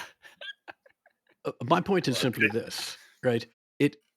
It may in fact be a judgment call, but that judgment is up to each individual. And if I'm the one making the effort, I have to agree with Torek. There is no good death. So if you're leaving it up to my judgment, I'm going to try and bring you back. Well, I guess I can't stop you then. I'll make like a provision it. for inks for like large sacrificial grand gesture kind of thing. Unless it's stupid, then we'll probably bring you back. Okay. I promise I won't be mad whatever you decide. Like if you give a Well- really good speech beforehand and then you pull it off, maybe. Oh, you gotta let me die. Yeah. But if you just jump forward and fall on your ass, probably not. Mm-mm. Don't let me Should go get out like that. Another pass at that. Fair go out like that. So what you're saying is, if you give a big speech and then get swallowed by a giant frog, I should probably Yeah. let you go. But if you just Yeah. get swallowed by a giant frog, I should jump in after you. Yeah, I also want to point out that like we should do everything in our power to keep me alive so that I don't have to be. Well, that goes with that Well, goes yeah, I without mean- saying. Yeah, this Okay, just wanted to make sure we were clear on But that. although, actually, Mel, does that go without saying for you as well? Well, yes. Oh, I'm checking, Mel. Yeah, Mel doesn't get a choice on that one because I'm still alive. So Yeah, what if you have like a wound on your arm that's bleeding out and it's gonna kill you, but then you heal it? Okay, well, hold on. I think we're getting a little esoteric here. Well, think Yes, I- we I think- very much Mel. are. Let's talk about something very practical, right? Which is me being in the middle of two individuals, Mel, Yeah. Torek. I think you need to have a conversation because Yeah. Torek, when I asked Mel if I should make efforts to bring her back, she said, "Well, it's really up to me, and it's really up to Jurgle to decide." Right. Yep. And it Mhm. but it sounds like if it's up to you, all measures, no matter how extraordinary, should be taken. I will take those for Mel. That's sort of Hey, if it's, I mean, I'm not gonna outfight a god. Like, But if we have to choose between you two, you right now would say choose her, but she wouldn't Yeah. want it, so we'd have to choose you.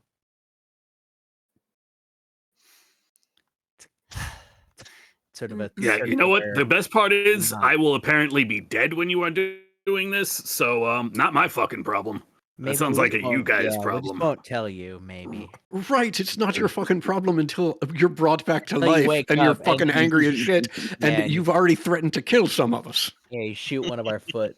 No. just You're through not it. understanding here. If Mel and I both die, Yeah. I did everything I could to keep Mel alive, right? I got Because you. I'm already Oh, dead. okay. You're- Okay. Right. My oath is fulfilled. Your oath Yeah, is when- fulfilled.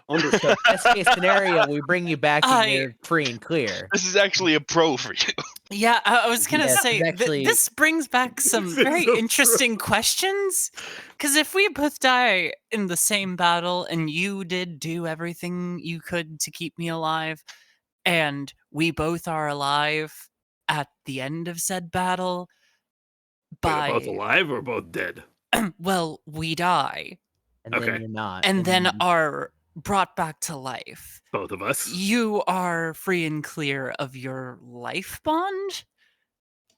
I'm not saying It's like this a is a Did I judgment. die I'm before you? He spent his Because life. if we Shit. both died, but I died after, then no. Yeah. Well, hold on. Yeah. If Oh, he If died, I died Right, first, right, I did everything I could. If I died hells. second, I didn't. that makes sense. okay. That So, that's if you- squares. That's squares. I Somebody, just, die- somebody shoot Torek right now. I'm the only one with a gun, and I'm not about to shoot myself. So Um, That's Yeah, not that'd be happening. against the spirit of the thing, right? We'd have Hyacinth. to like organize a hit on you. We'd have to attack Mel and kill Tor during that. I shoot Right. Hyacinth. I don't. We'd have to attack Mel. Blam! Hyacinth, You all heard it. You all heard it. is it? I'm you were- justified. You were a little distracted at the beginning of this conversation, but is it safe to assume that should you fall in battle, we should take whatever measures we can to bring you back? That. Please, yes. Okay. Very well. What if it's after you get the thing you're looking for? I do still value life. My life Okay, is not yeah. fully. That was that was kind of a test, right? Like to see Yes. where you're at, duty Hyacinth versus is also- existence. Hyacinth is also technically, she rolls her eyes, exempt. So What? Why? why? Because, My well, cycle is mm. outside of the exactly. Their parameters cycle- of your deity. No, it isn't. But when the cycle ends is up to your goal. It is not necessarily your life, because your life is part of that cycle that is continuous. Your cycle will end eventually, but that's not something in the mortal purview. Wait, hold on. Kobolds are reborn. Why aren't we outside this purview of Yurgle? Am I outside the purview? I'll You're make a table note for Tyler. this is not true. Like, this is not true. You are completely and entirely under the thrall of Titania. Just so you know. But that might not be something that Mel would know. Well, secondarily, it doesn't matter because Yeah, I you- mean, frankly, that doesn't matter for you guys. No. Yeah. no, and additionally, the same sort of thing goes. Titania will eventually expire at some point. The heat death of the universe will happen at some point, and Technically, no. I mean, obviously not like that, but yes, technically, in the scale of immortality, things eventually end. At least that's what those of Yergol believe, because apparently that's what the dude said. Doom of all things. Doom of all things. Yeah, for your theology, yes. For very important for Tyler to know for his theology, no. Regardless, it is outside the scope of me keeping Yes. track of it. Correct. Yeah, Hyacinth is not your responsibility, and it's very possible that you now comprehend it's possible Haza is also outside of your responsibility. You wouldn't get docked for doing her paperwork, but being as she is not a material planar and is Fey, that might be something that matters less.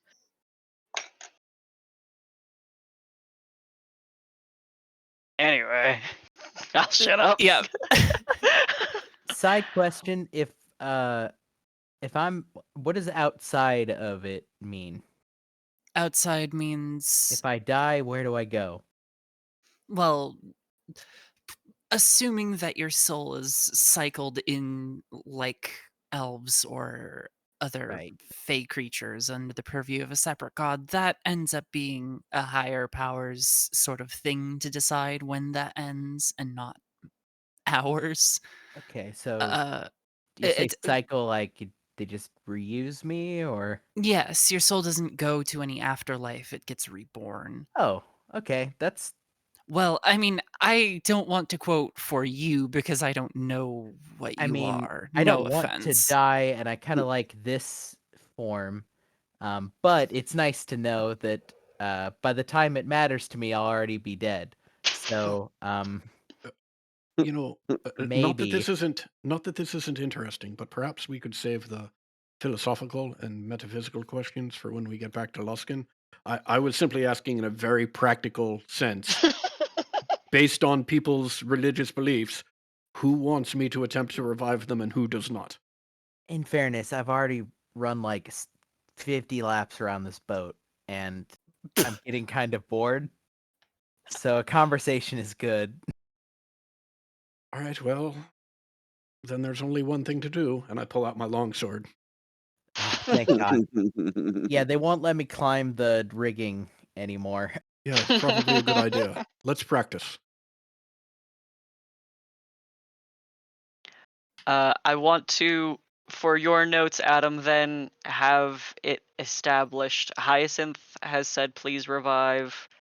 Haza, you would like to be revived, is that right? Absolutely. Inks, you would like to be revived? Unless well, it is a glorious death. Unless, Oh, unless okay, it kicks okay. ass. That's what I circumstances. Unless I he's came in given at the a conclusion, speech. so I didn't catch the Yeah, rest of the it. two Asterisk. provisions are given a speech and then it rules. If it's given a speech and then it was stupid, Right. bring her back. She needs a duo. I'll tell you, the way Oz has interpreted this so far, right, is absolutely everybody's getting revived in any and all circumstances. Yeah. Right. The exceptions are as follows. Right. If everyone starts screaming at Oz as he goes to revive Inks, right? Yeah, man, it was cool. It was so cool. Right. He It was might. cool. Right, I like- get to write she's this holding one the down. trachea of a dragon. Come on. Right. Like at that point, Look there's a at- 50-50 shot that Oz like will pause and be like, "Wait, what? Seriously?" Right. Punched a And dragon then- inside out. Fuck. Right. And then as far as Weak. Mel goes at this point, like currently all Oz knows is I need to have more conversations with Mel. And I hope she doesn't die anytime soon because I don't know what the fuck's going on. Like I'm so fucking confused. her stance that she gave you in that conversation was don't like do anything out of your way to do it, and if you do it and it doesn't take, then it doesn't take. Yeah, I mean, the first part of that is a real problem for Oz. That doesn't really Right. register for him. Right. And that's why I'm saying, like, Oz is just confused. Like, Oz is going to try and get a clearer answer, is something that is more well defined and requires less of Oz's judgment. Mm-hmm. And that may not happen. Like, that's not, Mm-hmm. obviously, Probably won't. right. Okay, and with that, the bell upon the deck rings as the city comes into view. Stewards move about the vessel, collecting the belongings of other passengers, and Lalxius, in his furs, with his small collection of things that he has brought with him, prepares to disembark. Um, and issues you your payment. I have to remember. Sorry again. This is still the 23rd, or was there another This day is and the it's now the 23rd. 20th? Okay. Yes, yes. But I'm gonna need you to get that button that Adam's got for Katie. I need that Not a button here. chance, because that would mean I have to remember to click it. Let's see, 50 days, so, or 50 gold per day. So each of you is handed 400 pieces of gold.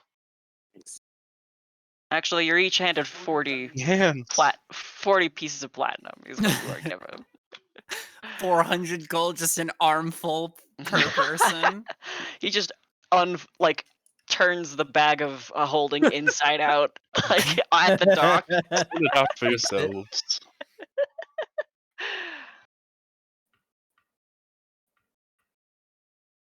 I owe Inks money, right? Yep. Okay, I just give my 400 to Inks. Was it that much money? Oh no. It It's was more. 13. We are now at negative 920 on my gold.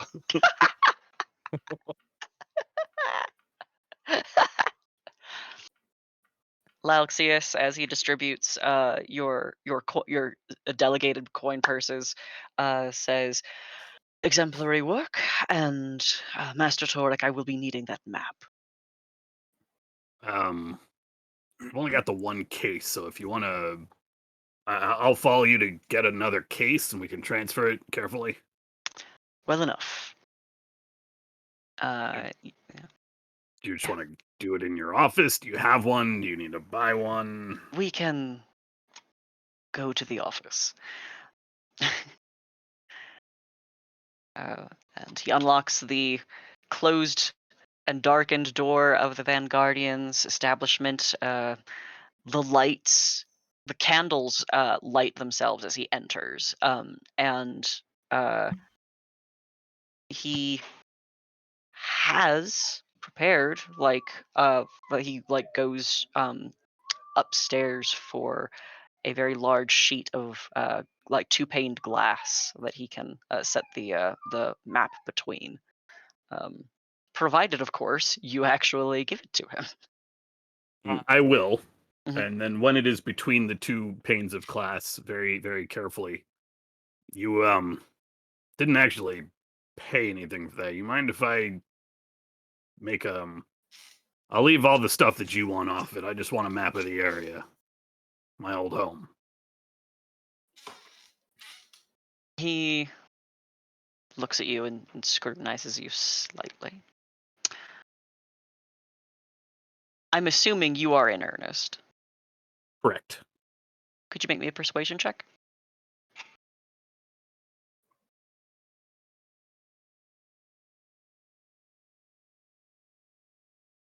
Ooh. He waves his hand behind him, and a sheet of paper, a significant sheet of parchment floats down from upstairs and lays on top of the glass. From under the glass, some lights, some like spectral lights ignite, so you are able to trace the map. However, he sits and watches you for the duration. Do you only map the Anarok? Correct. I will map the Anarok. The only thing that I will add to the map is I will plunk down a circle essentially where my old warrens were. Mhm. And then while it is still overlaid over the map with all of the markings, the other markings on it, that's where I'm from. So if you're sending people into Anarok, make sure you come to us first. He nods. Do you copy the locales that are detailed on the map? The points of interest. I will copy down everything that is not the ones he was specifically interested in. Okay. Basically, not the potential locations of the Mythalars. Okay. So you're taking exactly the geographical. Correct. Torek is being true to his word. He is not taking. He's making it clear that this is not an attempt to steal this out from under Lalexius. Yep. I'm just curious. Is it just the two of them in the office at this point? I would allow anyone who would like to be here to be here.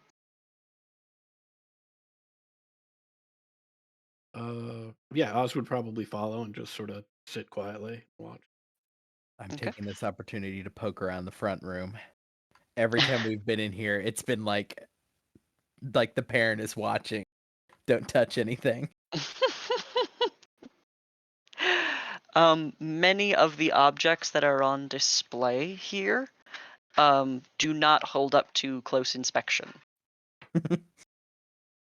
Are they all fakes? They're illusory. Oh. Yeah, at some point just holding a hand out and like quickly moving from left to right to like swipe through a line of books.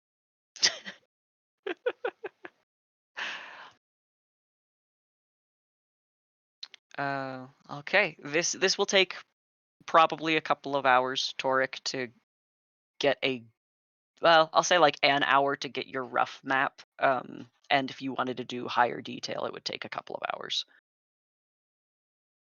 Yeah, I got nowhere to go. I will Okay. do as much detail as I can. Okay. Yeah. Then, in good faith, your map of the Anarok is complete. And it contains. While you've been looking at it, you have, of course, the section that you are actually copying, but you cannot ignore the fact that there is the sprawl of the map that takes from the Anarok to the coast, and that there are these red marks. I'm sorry, I was Across as apparently well. not clear. I am copying the entire The map, whole but map. leaving off those points of interest. Okay. Like, All right, yeah, that's leaving gonna be off a the long ass potential time then, because this is a treasure. big ass map, actually. Oh, okay. Yes. I was thinking it was just the Anaroks. The bit that The you Anarok saw, Desert, I should say. right? So the map that you are looking at is like 4 feet long, Jeez, and that's taller than me. yes, This map is twice my height.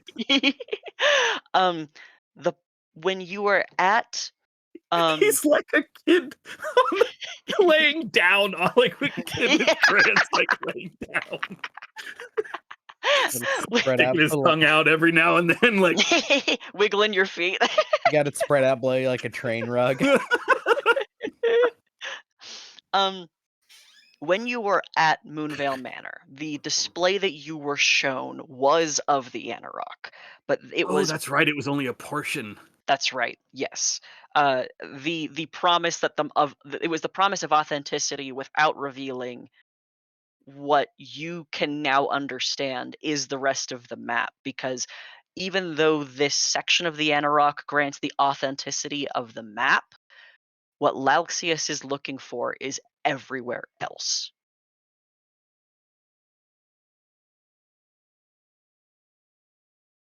Got Um, it.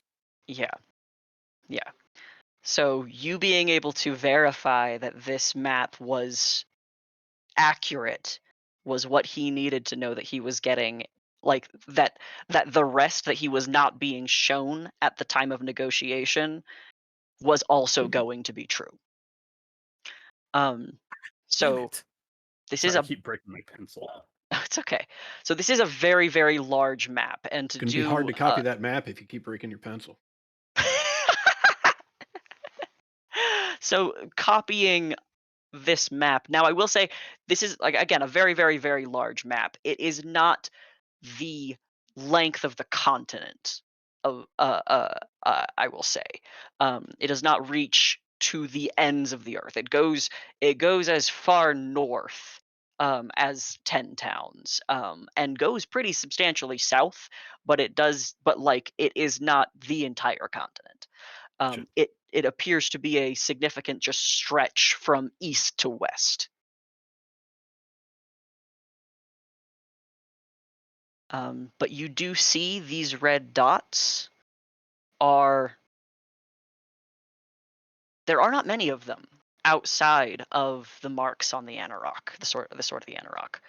Um, you see a handful on the coast, a handful to the deserts in the south, a handful in the jungles to the west. Um, uh, but they're very, very sparse comparatively. Um, I don't. Did he explain what that was? I don't recall if he told you. We did, yes. When we were Okay. uh when we were leaving Burkstaff's, he explained what they were and why he wanted them. Hmm. I have it in my notes, actually. I think Ulrith is especially, yeah. Yeah. Especially Ulrith is the one that he is looking for specifically. So, in case because I gave you that information, I will be a little bit more clear now to make sure the information is correct. Ullarith is a Mythalar city, Mhm. is a Netherese city, Yeah. And and potentially still full of active portals. correct. These red dots indicate places Ullarith has been in the sword of the Anarok, and potentially portals that go directly to Ullarith. So rather than trying to track it down in the desert, finding a portal that already exists and walking right to it.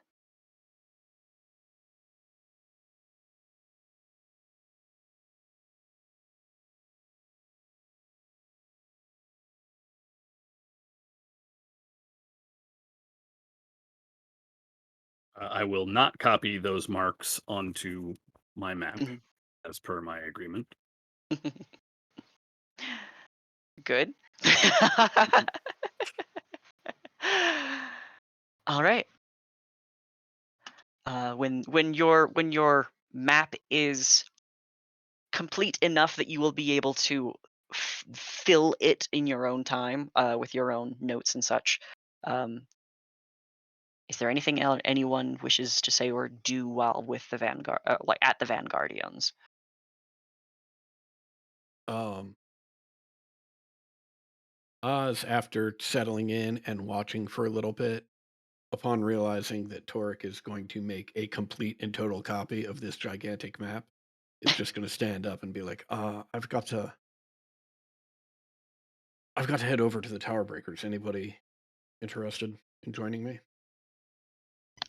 Yes, Yeah, I'd when be I'm happy to accompany you. yeah, it's same when I'm done here. Yeah, I'll go with.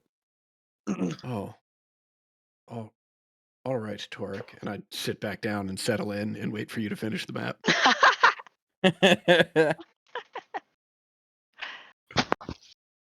I think in that case we will take our 15-minute break, and then when we get back, it will be getting on towards late afternoon and evening, and we'll go to the Tower Breakers. Lovely. All right. I will be right back.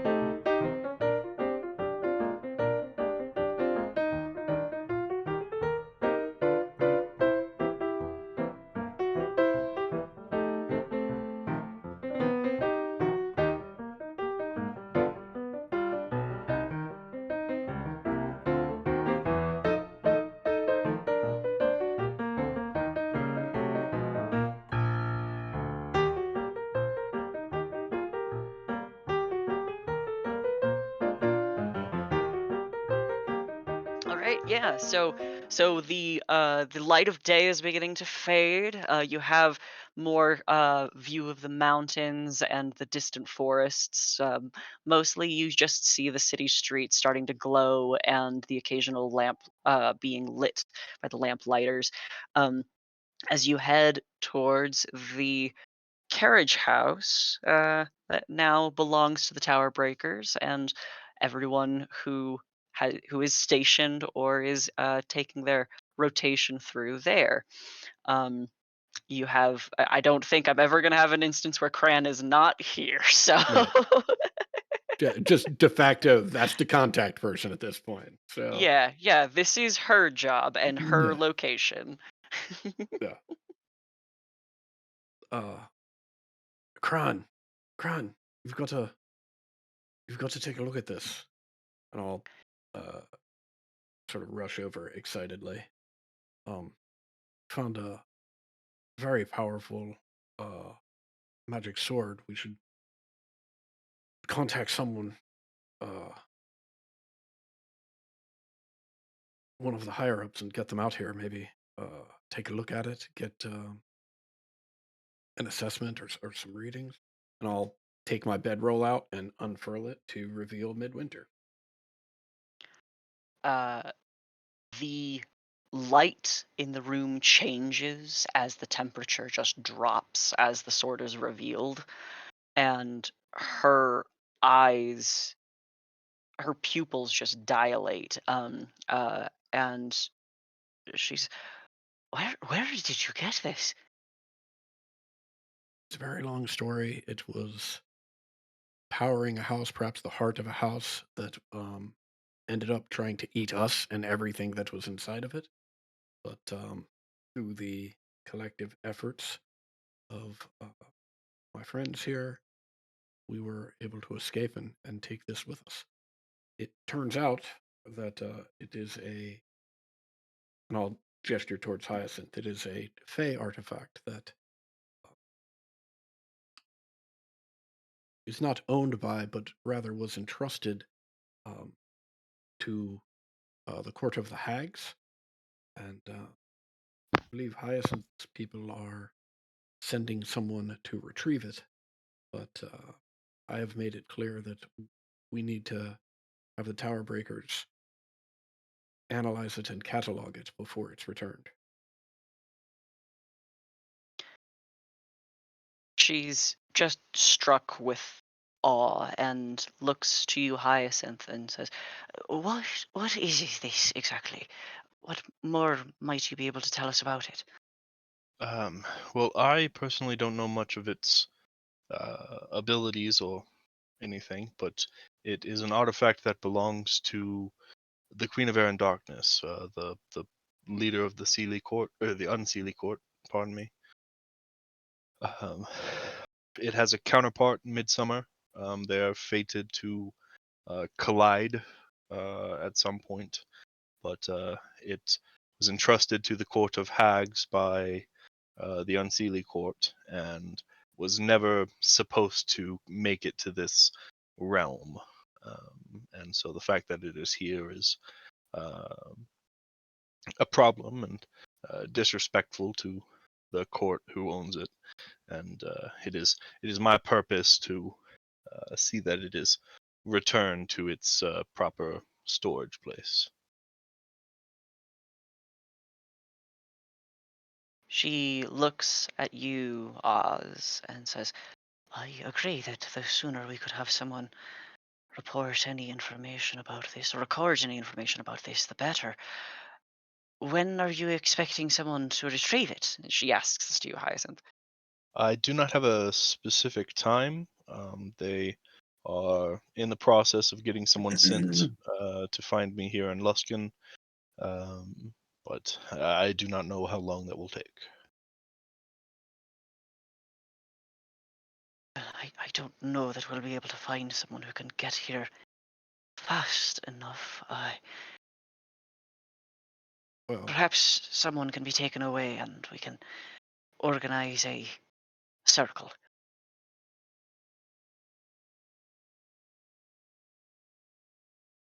I mean, whatever you think is best. But and I realize it's not my decision to make, but Hyacinth, with all due respect, I'm not really concerned about making this courier of yours wait. Hmm. It's been lost on this plane for who knows how long, and we have every intention of returning it. And if it's here for a couple more days or weeks, while we come to better understand what it is and what it's capable of, and whether it poses any threat, and if so, how we can better combat that threat. You know, the court's representative is more than welcome to witness all of the examinations, but I can't imagine that the Tower Breakers will simply hand it over and let it go without an examination being complete. Now, once Hmm. again, right, not my decision to make, but I would be surprised if any of the Tower Breakers got a look at this thing and just said, it's all right.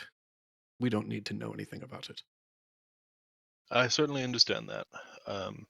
I think that if you are not complete with it by the time the seeker is sent or arrives, um, time, as you said, is not uh, dire, but I'm sure that they would be willing to wait and oversee its treatment as long as the intention is to return it to where it needs to be.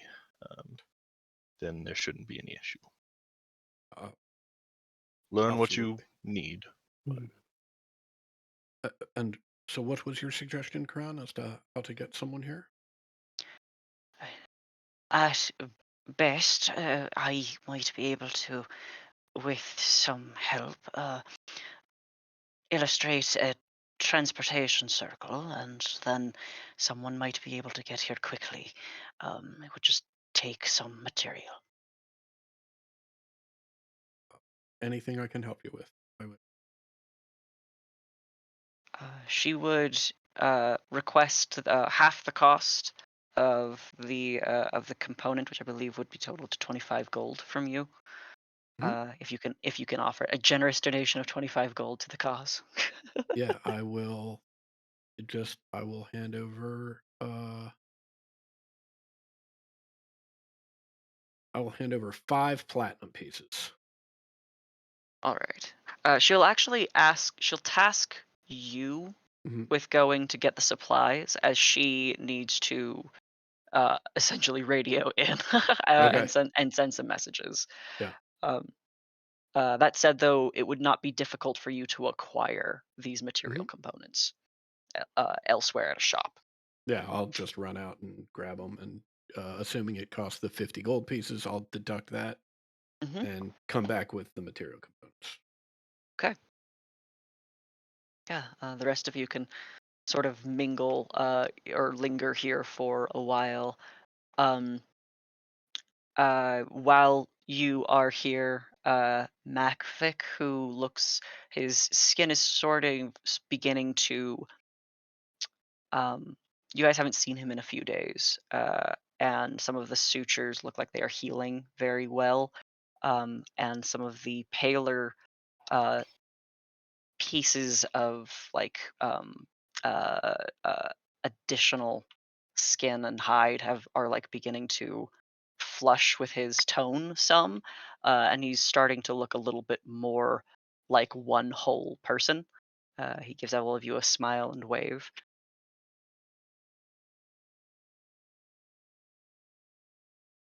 Let's see. Uh, when you return Oz, you can hand over the materials to Cran, who begins drawing the circle. This takes like an hour or so. And shortly after that, um, there is an elven gentleman, a high elf with bronze skin and lighter hair, who wears the colors of the Tower Breakers in not the formal fashion that you've seen others from like the BMMM, but like patches on a jacket, more or less. Um, uh, who apparently has some idea. He has with him some ivory rods, and says, like, approaches like the table that you've placed the sword on, and looks around. His eyes fall on you, Oz, and says, "Is this the artifact? It is. Would you mind?" And he gestures towards it and like reaching for it. No, not at all. It's why we've asked you here, Hyacinth. Yes, as I've explained, I'm not sure how much you've been informed of. This is the Blade of Midwinter. It is an artifact of the Unseelie Court that, through some situation with the Court of Hags, has made its way here. My intention is to have it returned to its place in the Feywild. But before that happens, Oz here has asked that the Tower Breakers have a chance to investigate it and learn what you can, and determine ways to defend against it should that ever be necessary, or find out what it's capable of, that kind of thing. He nods, gives you kind of a bow of respect, just tilting his head. The blanket that the sword has been rested on is nearly like entirely frosted over. Your bedroll. Mhm. uh, he places his hands on the hilt, almost immediately drawing his hands back in surprise at the cold. Um, but then lays out the ivory rods, begins casting a spell. As Counter spell. he No, I'm just. that would be crazy. Yeah, it'd be bonkers. Just you've been a double agent the whole time. Okay. um at the completion of the spell, he begins to recite some information to you. And all of you are present for this information. He says that this blade is ancient. In fact, it is a weapon. Is less a weapon in truth than it is simply an artifact, and it clearly has its home in the Feywild. It is a sister to Midsummer, who is a perfect complement to this weapon, and the two of them, when wielded together, are incredibly powerful. This you already know. He says also that this sword is made by and from the Queen of Air and Darkness. It is a relic, and its purpose, its designation, is to once yearly meet with Midsummer, which is likewise made of Titania, and they are championed by someone who is chosen by the queens for a duel. The results of this duel, as far as Hyacinth you know, and as he can recite, it truly does not matter. It only matters that they meet once a year, and it has been ages since this cycle has been allowed to continue. This weapon has been hidden for so long for some reason. He also says something that, Hyacinth, you can hear him say, but it is very difficult for you to mentally comprehend what he is saying, and it is only after he has finished explaining this, after some moments, that the information truly sets in as something that you recognize, not only then as new information, but in fact something you already knew. Something once he recites this, unlocks within your memory. And he says that this, with Midsummer, remains one of the artifacts meant to unlock the great tree within the Feywild. Um, this is for you to not have known that information for as long as it feels like you did, Hyacinth, is a deep violation of your comprehension of your purpose. Mm-hmm. And once he is done saying that, you remember that that is something that you knew at one time. Mm-hmm. I don't think Hyacinth says anything right then about that, but there is a look of like concern.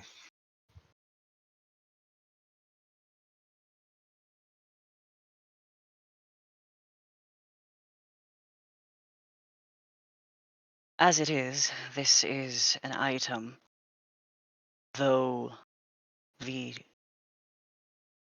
tenets of the Tower Breakers would be that no one should hoard magic. The purpose of it is not to hoard anything except to keep a door locked. That door is beyond our realm and beyond our comprehension. And perhaps it is a philosophical question of the Tower Breakers to consider if it is of our value, of within our values, to see the undoing of this ancient hierarchy is something that we should question and consider. However, I would be remiss if I were to make such a call singularly without advice from the citizens of that plane, the folks it would purposefully upset, and without advisement from anyone trusted within our order. And he says that more towards Cran and Oz. Oz, you can kind of see in his eyes that the possibility of unlocking this door as he has described it is at its root a core tenet of your belief system, of your beliefs. To do so would be a great move for what you believe to be how magic should be distributed, but it is such a gigantic possibility that it has a significant amount of danger associated with that idea. He can't just if he just makes that call, if he withholds this key now from its return, that is in fact a war.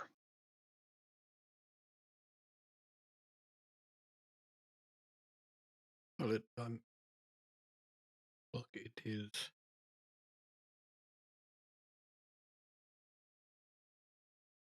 not my place to make a decision as to what to do with this artifact, but it is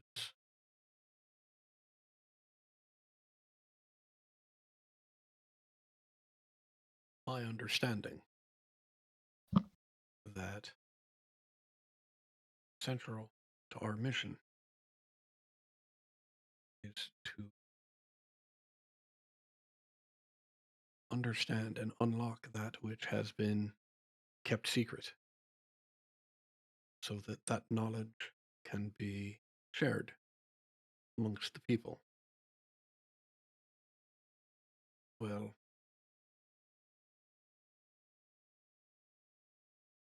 midwinter is here based on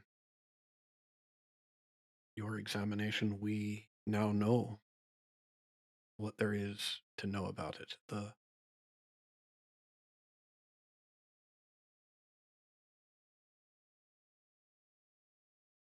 artifact itself doesn't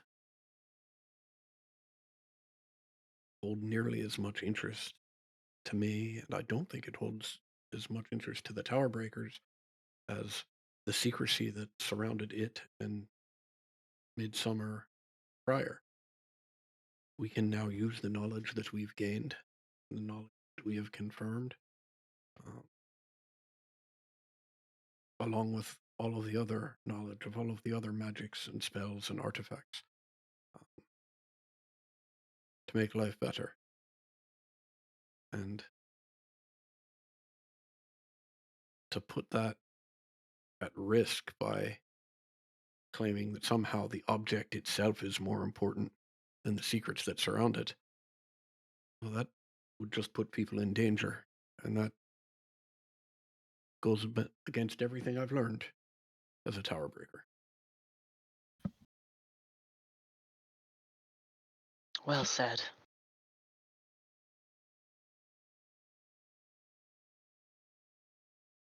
Hyacinth, it sounds like at this point we're just waiting for your courier to arrive. That is good to hear.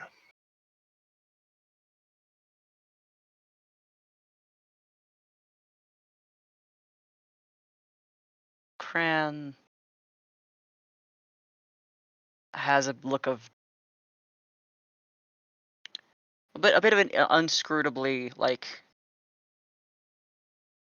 bothered look, and says, "Oscaron, could I speak with you in private?" Certainly.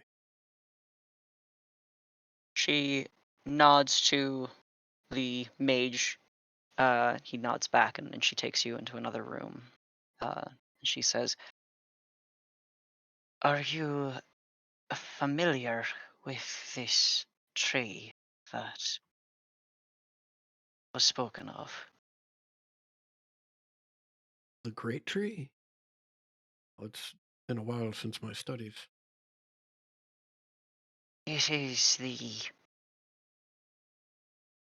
heart, literally, of the Feywild. It is what has given birth to Titania and then to the Queen of Air and Darkness, and it is the source of literal magic within the Feywild. Like the weave exists in the material plane, it is a liquid divinely distributed to the Archfey of that realm. It is literally a power held hostage, and it is an item within our walls now that is designated to unlock it.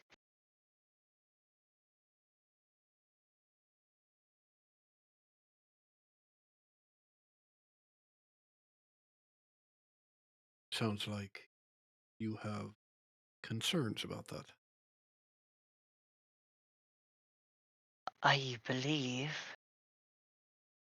if we are to uphold tenant values of the Tower Breakers,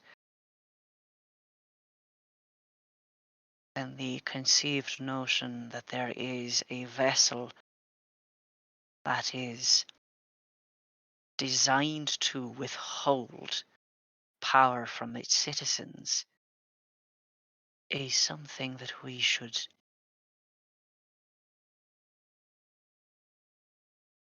take care to understand.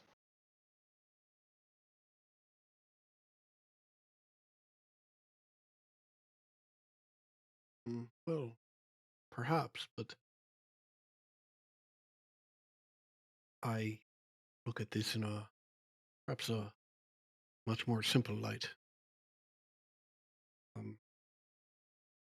and that is the Tower Breakers, at its very core, is designed to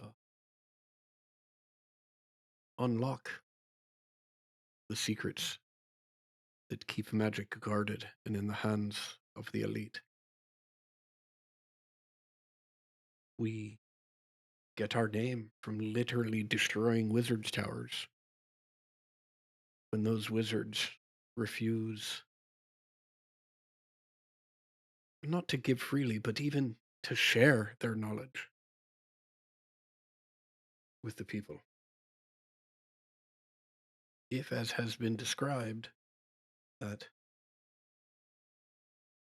midwinter is half of a key which midsummer completes, that will unlock this great tree and make that magic available in the Feywild, well then I don't see any reason why our tenets about spreading magical knowledge should be limited to this plane.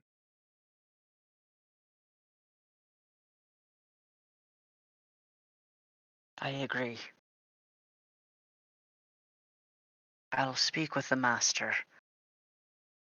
once you and your friends have departed. So please keep a sharp ear for anything else this might mean. Certainly.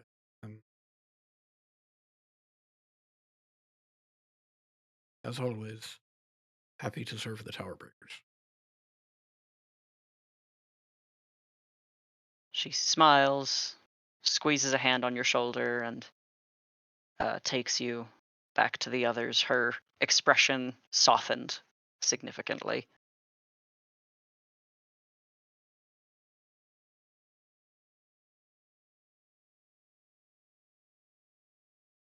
Wonderful. I believe we're all in agreement then. Seems our examination of Midwinter has come to a close, and whenever the courier arrives, they may return it to the Feywild so that it might fulfill its purpose.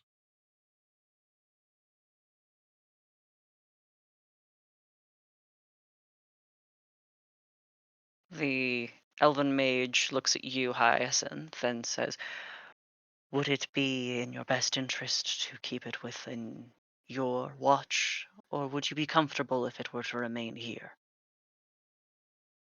I think given that the courier will only have me to contact, it best that wherever it is I am, if y'all are finished with your investigation, I see no reason not to carry it along with us. If y'all wish it to remain here, then I shall remain here. We believe it should be allowed to go where fate should take it. Understood.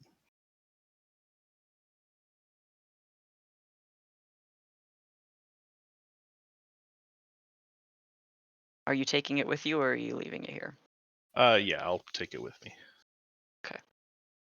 When you grasp it, you can feel it sing within you. Mhm. It's still very cold. It still is certainly not something that you have, especially with some memory stolen, some confidence with. But you do hear it trying. Well, like you do feel it quite Mhm. intensely. Yep. I will take it and hold it backwards, downward, and carry it like that. Are you like visibly discomforted by it?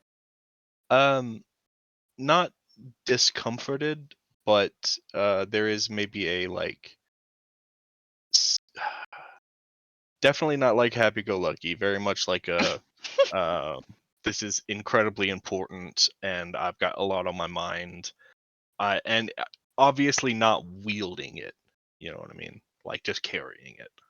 Yeah, Haza will like seeing you be uncomfortable, walk over and like hold a hand out and say, "I can carry it. It didn't hurt me when I carried it out of the mansion." Not to Also, worry, it is not hurting me either.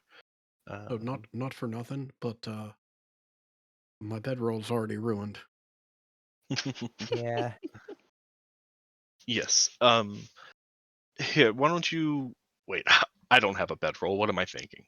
Um, but I'll go ahead and roll it back up in the bedroll, and then, if you don't mind, Oz, I'll just tuck it in my bag. Certainly. The ice crushes as you roll it like a taco.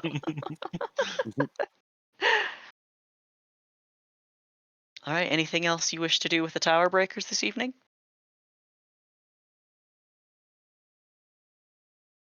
That's it for me. All right. I will. As we are all walking out, Torek will go over to Cran. I understand some time back that when Oz and Hyacinth brought this, and I will produce the heart of Moldrith out of my supplies. Uh-huh. I understand you were on the side of letting Mordeth speak, of waking her up, and I just want to say thank you for understanding that. Not a lot of people do. Certainly none of them did. She gives you a very like solemn nod.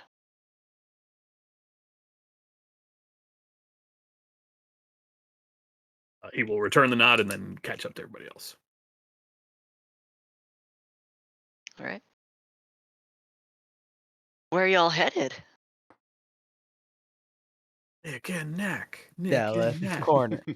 Nick and Nick. Nick and Nax is nearby. It's on the way technically. Mhm. All right. It is evening, but they have lamps and candles lit in the window of their caravan. You have Nakari loudly barking at market attendants who gently peruse their wares and lists. Um, Nick gives you a wave through the window of the shop and crawls out through the window to come and see you all. Nakari greets you through barely dimming his voice at your approach. Long time no see. How was your travels? Eventful. I should hope so. Otherwise, why would you bother traveling? Guess that's true. I think we're here to do our usual browse. Browse or exchange? These are two very valuable things, but one of them obviously matters a little bit more. Fair. I can't speak to the whole group. I'm here to browse. Here to see what you got. Put in a special order. Nick immediately sits down on the ground next to you, draws a pen and paper from his pocket, and waits. We'll get to the order. I'm just here to see what you have first. I'll circle back once I've seen what you've got. Make sure none of it meets my needs first. Very well, very well. Give me 1 second to get that up for you. Do do do do do do. And my markup. Da, da, da, da.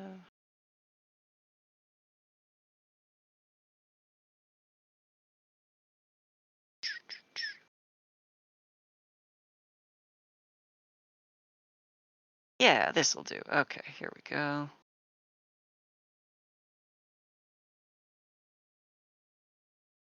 You'd think I'd remember to do this before session, but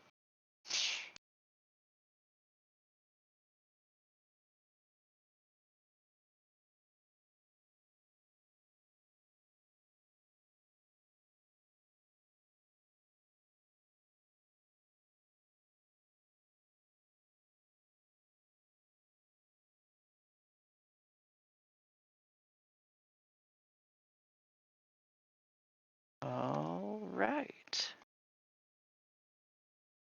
Ta-da!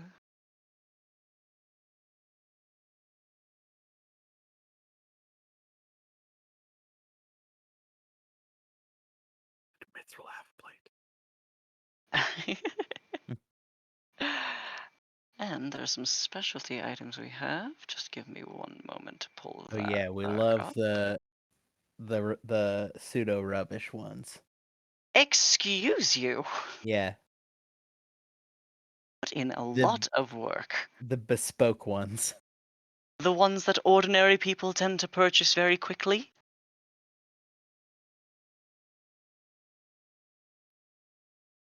Maybe.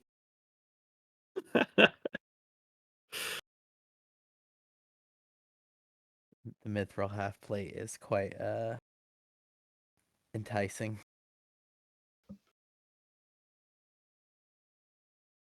It is very enticing. Oh, I want that mithril half plate so bad. I have for you a belt of taverns. The bearer always knows the direction of the closest alcoholic beverage in any quantity. As everybody Inks. God damn immediately it! You looks had to at fucking Inks. you had to Inks. fucking say that with Inks. inks right here. I unmuted myself just to say, what was it now? Everyone jumped on top of it for you. It is Yeah. 400 gold.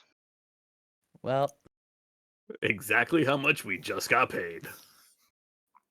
I'm not sure I need that since I kind of always have alcohol in hand. That That's is a fair. Fair point. it's true. I guess it's like showing you where you can socially drink. Or nab one off of a local drunk.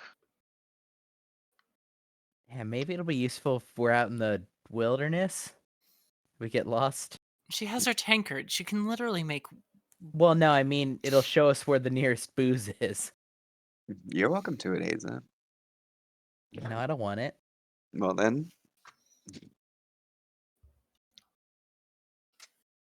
I also have here an amulet, or the Delver's amulet.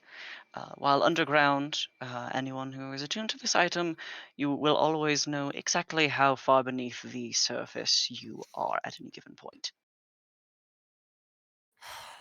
I think I'm gonna pass. Ignorance is bliss.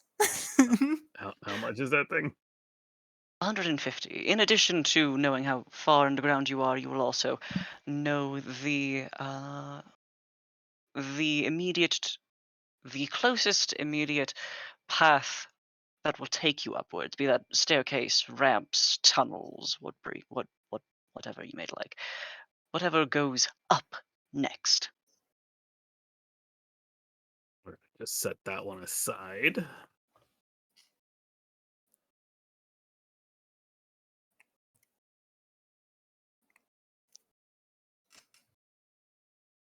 And finally, we have this experimental bit of alchemy. What would you call this, Nick? And Nick kind of like wavers his hands like a iffy. This should grant you about an hour's worth of dynamic personality, if it works. Define dynamic personality. He grins at you and gestures to himself. You know? How much? Well, you should probably mark it down since this would be technically a field test. 75? Gold? Naturally. 75 gold it is. I will take the triple X brew. All right. Let's see if I remember what that does and if I take it at the right time. 75, 80, 90, so 22 gold pieces. Great. Cool. This might do for a fun night out on the town, huh?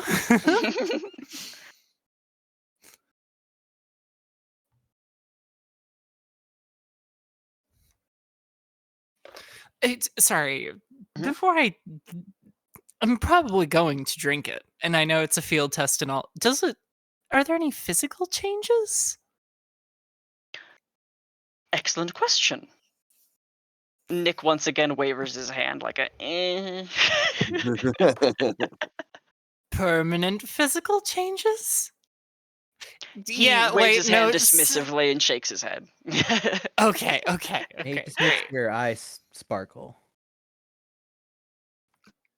but in like a not a magical way.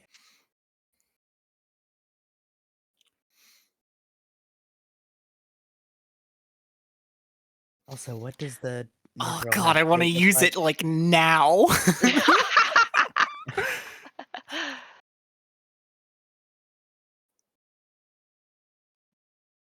Can I Hazel, were you asking can I see something? what the mithril half plate looks like?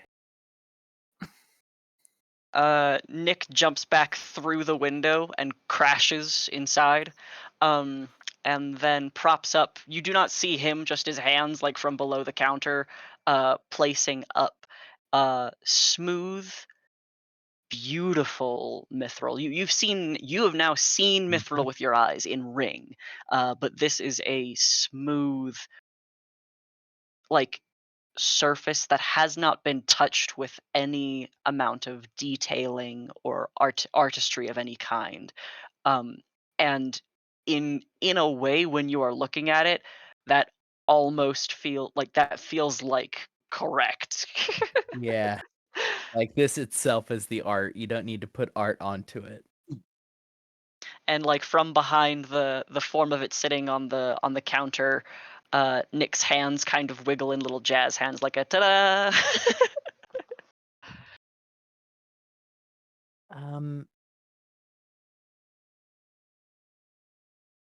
if I traded in my current armor, which is currently magical, Oh, I think that would need a little bit of assessment. she just holds her arms out. Knack pulls a monocle with a crystalline lens from his coat pocket and examines you and says, "Hmm, we could take that for 150." Mm. Credit, of course. Yeah, maybe later. If you still have the mithril half plate, like tomorrow. Tomorrow, you could put down a down payment. That's how much? Half for a down payment. You can That's rent all. it for a fourth of the cost. Yeah, but is there interest? No, it just will automatically return to us after 24 hours. If you try to remove the enchantment that would return it to us, You get cursed. you and I might not like each other for very long afterwards. Yeah, I'm not interested in stealing it. I appreciate that. I'll leave it be for now. It's How very much are you short, pretty. Haza? No, I How much are you short, Haza? I need to make sure I can find the right home for she like knocks on the like set that she currently has on. What is it? How much are you short for credit? Or with the credit of the current set? I mean, I could pay for the credit. No, I just did get this crafted from like, I guess he's not a friend, like a.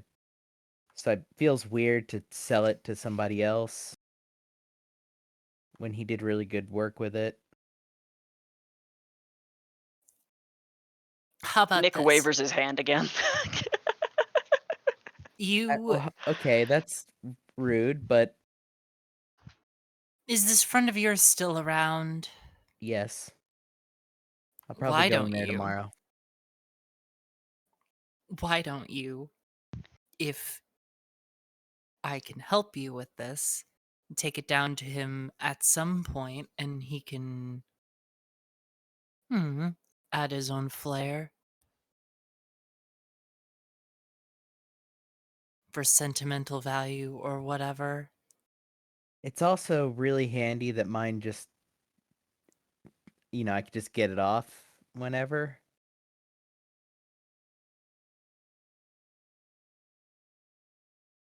All right, suit yourself. Just let me think about it.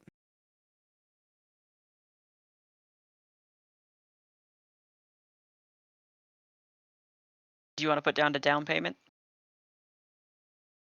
No, I'll wait. Okay. If it's gone tomorrow, it's gone tomorrow. All right.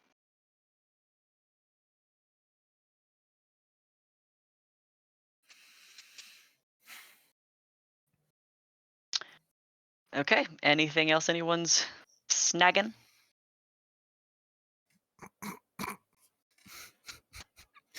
I think I've gotten enough. Mhm.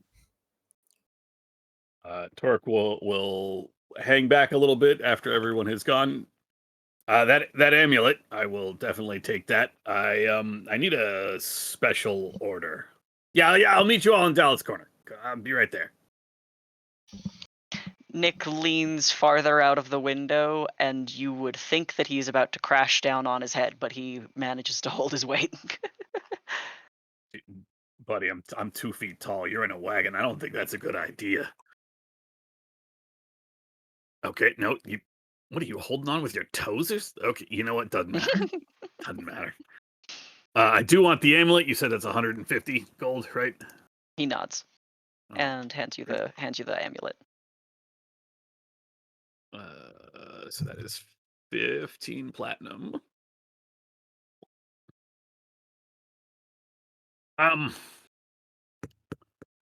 So my friends and I, we went into that Brotherhood Tower of the Arcane Brotherhood, whatever the fuck it's called. That one. And I point at it since I believe it's in, or at least visible from town. Definitely. I got some business with individuals that are in there, but it'd be absolutely insane of me to go in there with no sort of magical protection, right? I need something that can. I need 2 things really, and just whichever is easier, and just let me know how much they are. I need something that can stop magic in an area. There's a bunch of wizards in there. I got some business with a couple of them. I need to make sure that they don't try to leave, that they don't turn me into a toad, that kind of thing. I also need something that can break enchantments. Even better if it could do more than that, strong stuff. I know that those are both tall orders. I know those will take some time. I'm sure those are going to be big ticket items. Probably nothing I can give you the whole amount for right now, but figure if I give you enough of a heads up, then The two of them exchange deep looks.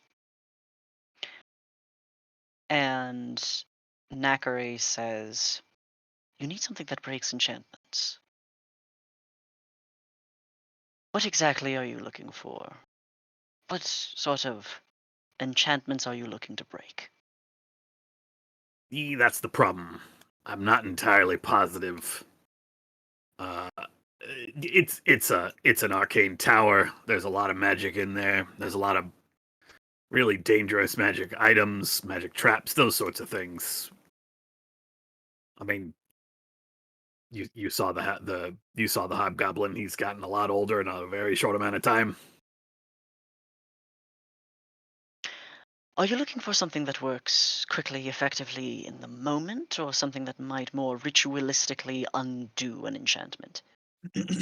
Quickly, effectively, and if you can make it break real powerful magic items or something, even better. You're a firearms expert. Correct. Sort of. Might I see one of your mundane I will pull the armaments? pistol out of its holster on my hip, handle out to him. He takes it without looking at it and immediately hands it to Nick, who begins to examine and sets it down on the table. Turns his leaning body over towards Nick and whispers something in his ear, covering his hand, like covering his mouth with his hand. And Nakri tells you, give us 3 10-day, if you'd like. With the pistol, we can add something to it. It would be functionally useless as it presently stands as a firearm, but for breaking enchantments, it could become quite excellent. That sounds great. Knowing what you're trying to do, can I change that for this other gun? Certainly. I will hand them my non-magical musket. Since I have a magical musket, but only one pistol. All right, that will be 3 10-day.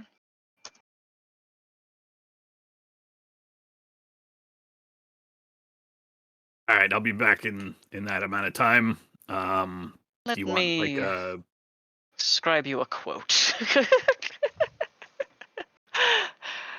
Give me one moment.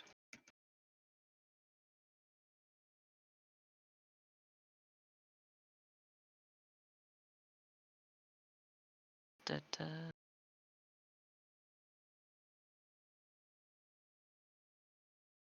Okay. Yeah, Nick writes down for you on a slip of paper and hands it to you.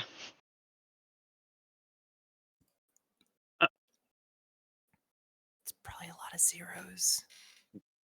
I will count out 150 platinum. You pay. Actually, I will count 4 platinum and then just drop the rest, like drop the bag on the on the counter. You pay in advance. Nick grins and says, 2 10-day. Good deal. I'll be back. And think about the other thing I asked for. I may need to be able to kill the magic in an area for a short amount of time. Doesn't have to be forever. Doesn't have to last. But that would be perhaps the most useful thing for what I need to do. It's very apparent, like, you know you're asking a big thing. Oh, yeah. They're clearly considering it a very large ticket item. But there's not more that they can really advance on that front.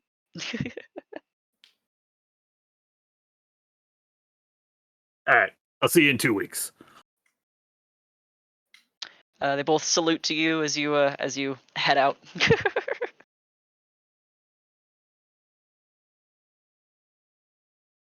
Okay. Everybody back at Daleth's corner. Is there anyone not going to the corner? I'll check with the locals. Inks. I'll be gone. Okay. And Oz, you've kind of already hit one of your home bases. Yeah, so I'm going to the corner. All right, cool. Sweet. All right.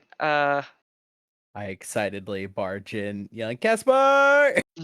I'm like waving a pouch full of a few gold around my head. A Shit, patron I like already have a ducks. next lot. It is.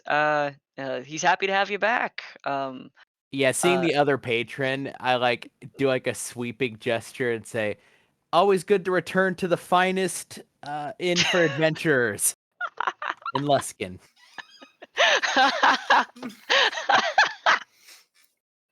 I'm gonna roll a In performance this check. neighborhood. I'm gonna roll a performance check for my own edification. I want to know now. Yeah. Oh shit.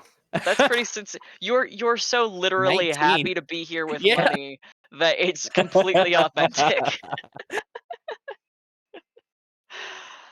You got my rent. Yeah, I walk over and put 50 gold. The pouch was already portioned. It was not just a prop. This is what I owe him. Great. Good to have paying customers and good tenants. Yeah, is my Oh. room still available or did you sell it? Oh, I believe your buddy had it rented out, but Yeah, think... but it might have lapsed. Don't worry, you got your room. I'll work on getting some plates of food together. Does anyone want anything else? No Mm, longer have that musket. Food sounds great. Thank you. Food sounds good. He goes to fetch you all some beef stew and potatoes. That sounds so fucking tasty. Yeah. I want some now. What are your plans for the evening now that you have a relic of the Feywild in your possession, and some coin? As we sit down, Hazel glance over at Hyacinth and say, I, would you spar with me with the sword?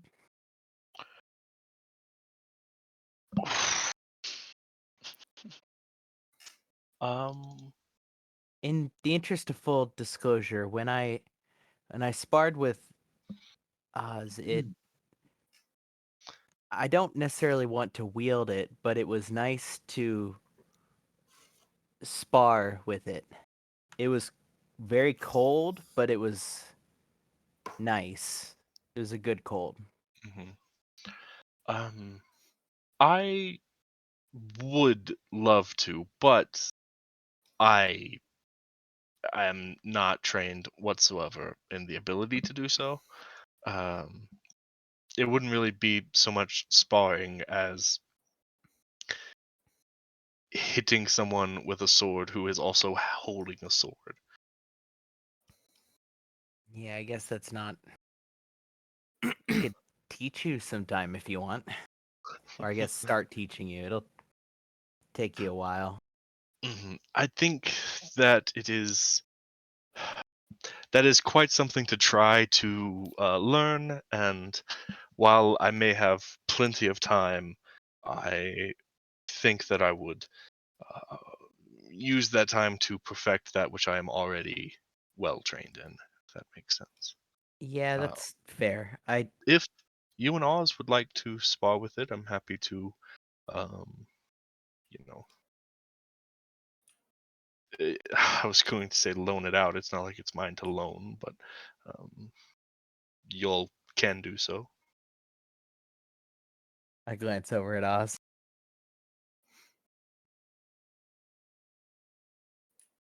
Certainly. Hey, Caspar! Eh, Can we fight with swords in the alley? Or would you prefer we go around back? Back alley. Okay. I had to take a moment to look because I was like, well, elves get proficiency, but Eladrin do not. Not you, elf. Yeah. Different elf. hmm Yeah, Hazel goes back to eating and goes, later on then, Oz. Whenever. Fair enough.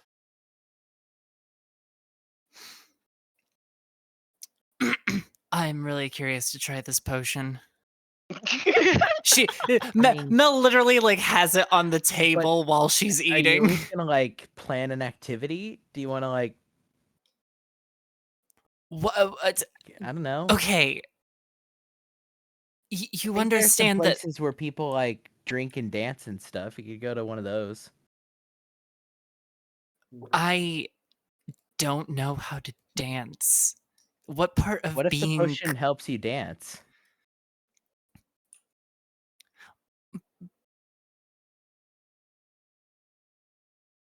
I mean, I didn't mean to break you. is it fun? Is it fun? Is dancing fun? Yes. Well, Duh. I'm shit at it, so no, but I'm told it's very fun to the people that are good at it. I would Well, hazard to say it's very fun for those who are not good at it as well. If you let yourself have fun.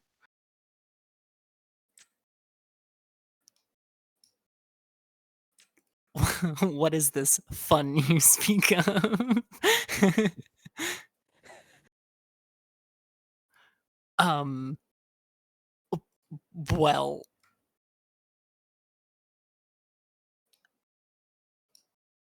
I mean, if you're just gonna drink it and then like, I don't know, be what did it say? Your personality will improve or something? I will have a dynamic personality. Is That just the means you can. quote. That means you can what? Change real good. Got a What? big range.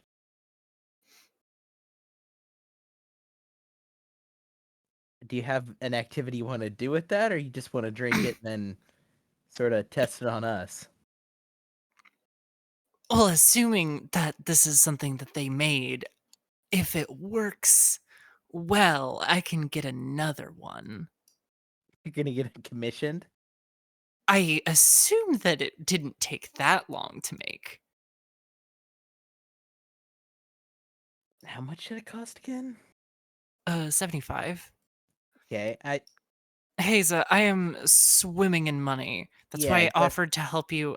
Well, not necessarily swimming in money, but then again, nothing ever really looks good when I go to buy things because, she kind of like taps Corpse Slayer. This kind of does the thing I need it to do all the time.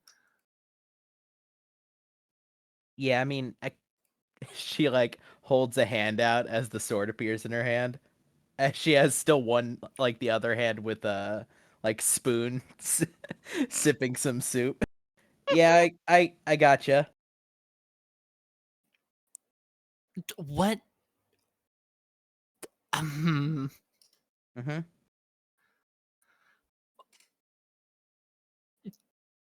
Anybody else have any ideas for activities with this thing? What does it do?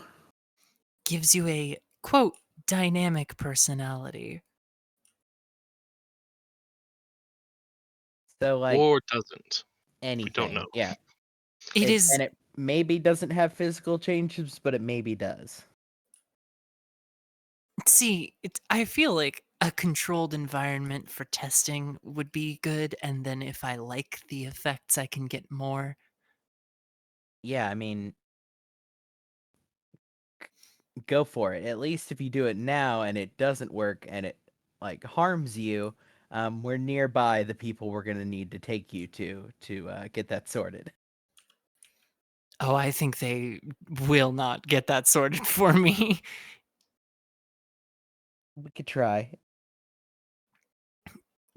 Well,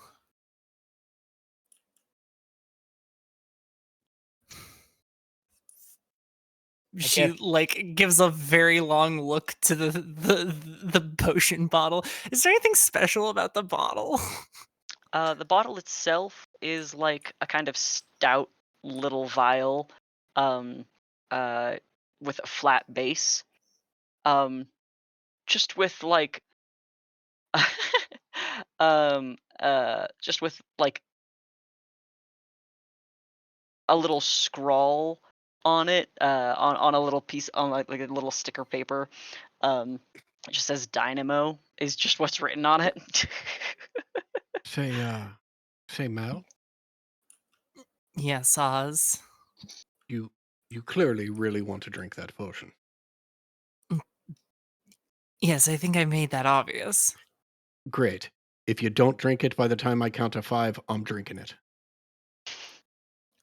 Mel One. will Drink, uncork it and Two. drink it immediately. Oz doesn't even get to 1. There we go. Mel, you don't necessarily like Over the lips, mouth, and feel gums. Look out, tummy. Here it comes. you don't feel a physical change.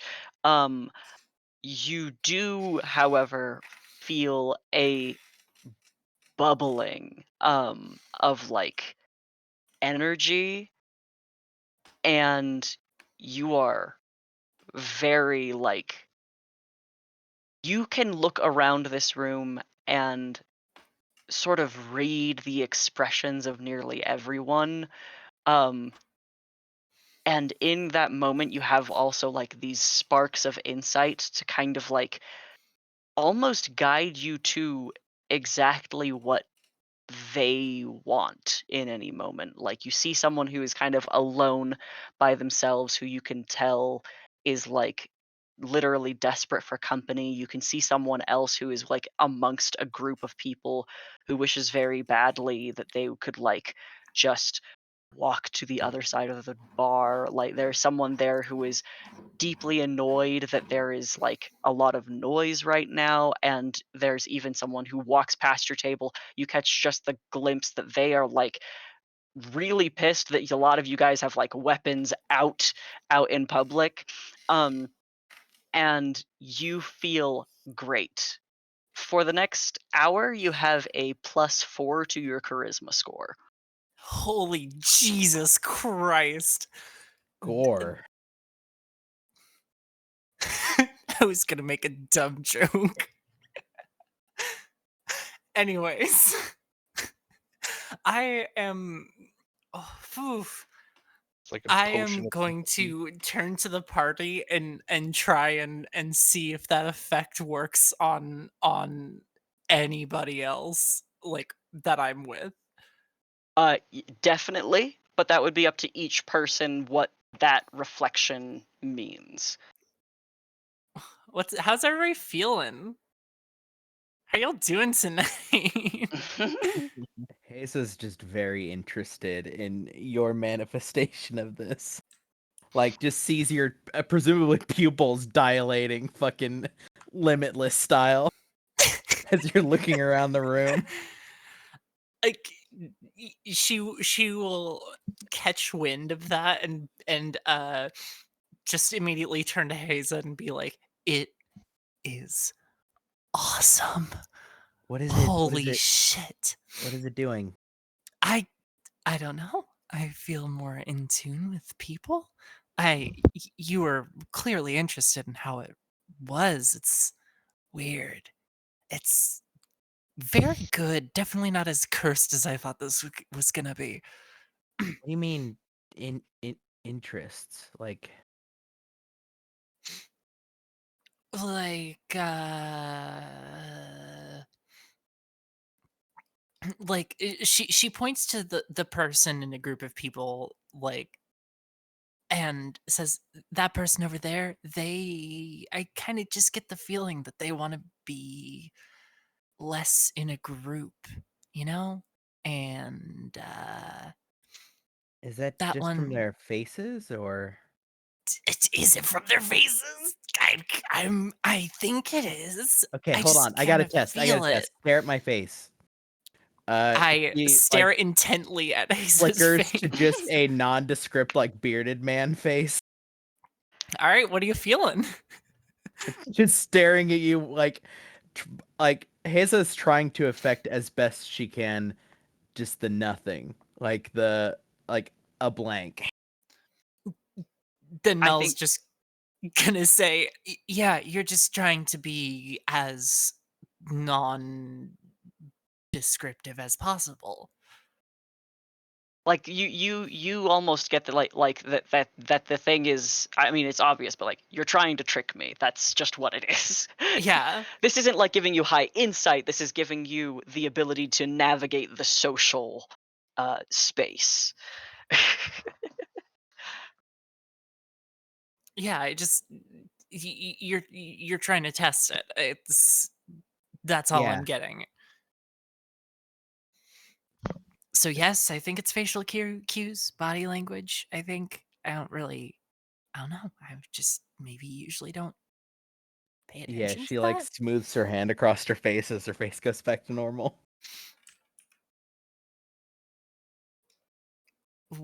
How do you even What?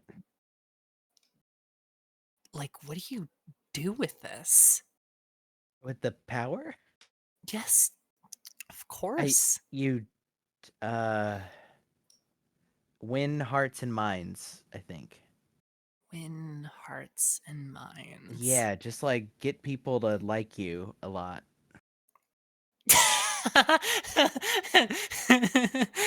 Oh. What are you talking about, Hazel? That's always been so easy for me. She smiles a big Yeah. toothy grin. Hazel just has a completely blank expression. Uh-huh. Oh, come on, that was funny. What's Oz thinking? How's Oz sitting right now?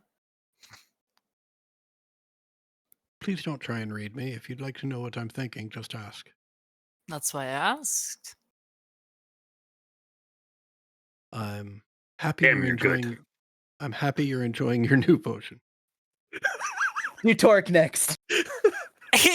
Sorry, with that response, is Oz hiding anything there? Or is he just genuinely kind of amused? If I can, I would like to make a deception roll because I don't want to be read. I think that's solid. I think this would still be like versus an insight check. I do love the misattribution of Nope. No fucking confidence. clue. Essentially, you are misattributing confidence in your own ability to deal with things as insight into other people's states of awareness. Well, It's an because usually I don't experimental give a shit. question. I So, love the idea that as you're looking around, when you're looking at the other people at other tables, you are just, it's like Sherlock, but making shit up. Like, you're like, what's to be gone? Doesn't want to be here anymore. It's just made up. so yeah, based on those rolls, I would say yes, Oz is genuinely happy that you are enjoying your potion and nothing else. Yeah, that tracks.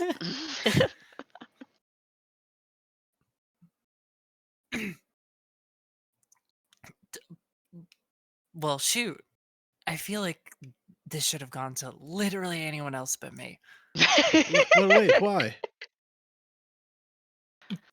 Mel just kind of turns to Oz and gestures to herself and goes, Oz, are you serious? I have no fucking clue what to do with people.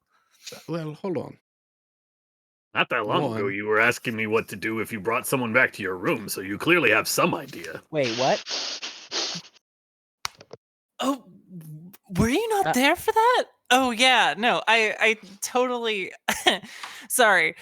I was doing some errands around town and Torek ended up following me out of sight basically, and not trying to hide or anything. I just kind of didn't notice him, and I was kind of weirded out by the prospect that he was following me around everywhere, and I made a joke which, pre-potion Mel probably didn't word too well, and everyone thinks I'm serious all the time, so everyone interpreted that as I mean, mostly you are.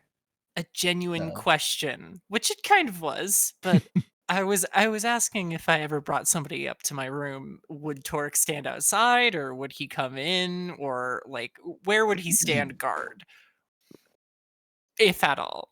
And But that it was implies that hilarious. you have you want, that's something you're planning to do? I mean, I mean, you're describing a contingency plan for an event. An event that Um, probably won't happen in like, say, an hour from now. Mel, the Yes. potion doesn't have Oz? to. The potion doesn't have to have utility. You're enjoying it. Yes. Yes, I Well, am. then that's reason enough for you to have it. You're allowed to enjoy things. I suppose. Now everyone thinks I'm. Well, I mean, to be fair, she definitely. I mean, do you want to spend the rest of your hour trying to go get laid, or is that? If I'm gonna be honest, the prospect seems a little exhausting, and I don't want to disappoint anybody in an hour when this wears off. I mean, separate reasons. I'm not really a fan either, but I mean, again, yeah, I would love to if, since I'm outside for the first time in, oh, how many years? How old am I? I mean,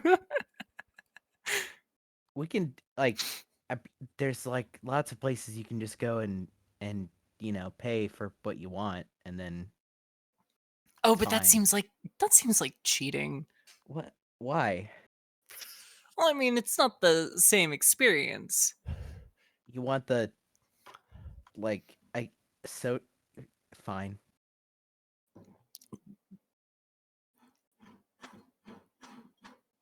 Again, not gonna happen tonight. I am going to take Oz's sage advice and just enjoy my time with this potion. To that end, Mel, and Oz will stand up. May I have this dance? Mel will stand up and like do an extraordinary bow and be and say, absolutely.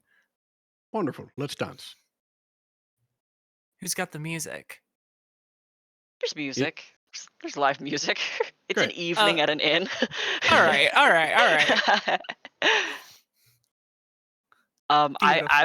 I will leave it up to you if you'd like to roll. I don't think you need to in this case. I would like to try. It's a +4 to my charisma score. To the score. So it'll be a +2 to whatever you could just roll off the table. Nice. Crushing it. Nice. Holy shit. The rest of us just sit in fucking awe. See, it's fun, right? Yeah. Yeah, Wow. nothing more. I didn't know dancing was this fun. Anytime. Just let me know. Who else wants to join us? I'll go. Inks. Yeah, Inks, you've got to be a great dancer. Let's go. Inks has been wobbling in the Yeah. booth for a little while, Yeah. actually. Say, can I make an argument for a dex-based dance performance? Sure, dog. Hell yeah. I think you're at disadvantage, though. You're I was gonna say. I think it's still I better. feel than like the that. performance check might do you better. You can probably make an argument for not taking disadvantage on the charisma score. I think as poisoned, I think is the. I don't remember what the rule is off the. But yeah, you're at disadvantage. Okay, cool. 9. Ow. Ow. Um, Ow. Ow. Melly, Inks, you cannot be a worse dancer than me. She does not Thanks, don't forget notice you have this. knives in your shoes. under my breath to Mel. Look, it's her. It's not you. Like, Ow. oh, right. And she takes off her shoes and starts dancing again. barefoot. Barefoot in the club. Oh yeah, yeah. Hippie chicks. All right. So my purse will be on the ground and I'll just be going through it.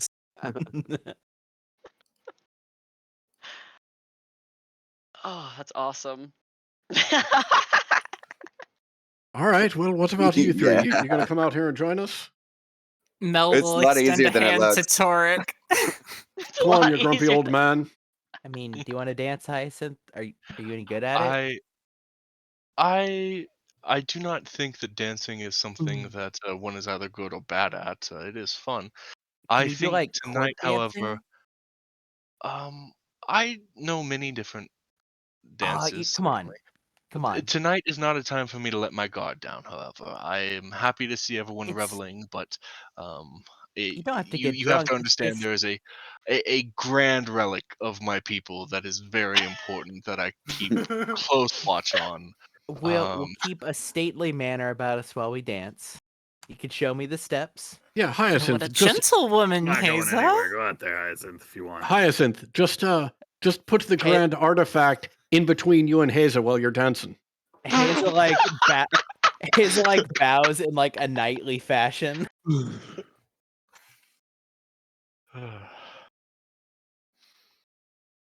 I will leave the bag that has it with someone there watching it, and just Yep. make a point to have an eye on it the entire time, and we'll teach some steps and everything to Haza. Have a good time, all that. I guess I'm gonna get up and make a roll. You don't have to if you don't want to. I feel like seeing that I- you're wanting to keep an eye on the thing, Haza keeps like pivoting to make sure your eye line is like in line with the table. Like she makes herself a little shorter so you can like see over her head. Ooh. Eh. While the two of you are dancing, Hyacinth coming from like a land of reverie, like this isn't while you have a I'm not gonna say like you have a stick up your ass. While your order is like a little bit more strict than others, it's still an intrinsic part of your lifestyle to know how to have fun. And while you are dancing, Must be nice. you turn your head as you are like with your back to the booth. You turn your head so you can see the booth over your shoulder, and as your Want to be clear body that turns to Torek is there. continue, yes, as your Okay. body continues to follow, so that your partner is then like between you and the booth, and you can look over her shoulder. In Haze's place is a curly-haired, shorter satyr with like auburn fur. Haza, you have found yourself spun way away, and this satyr just says, "May I cut in? Seems as though you already have. I understand you have something that we need to get back home very quickly." Yes, indeed. It is just over the way. All right, if you How don't did I get over here? mind. The two of us will just dance our way back over to the booth. Yeah, he sits and waits patiently and just lightly taps his hooves against the floor, like in time with what is being played.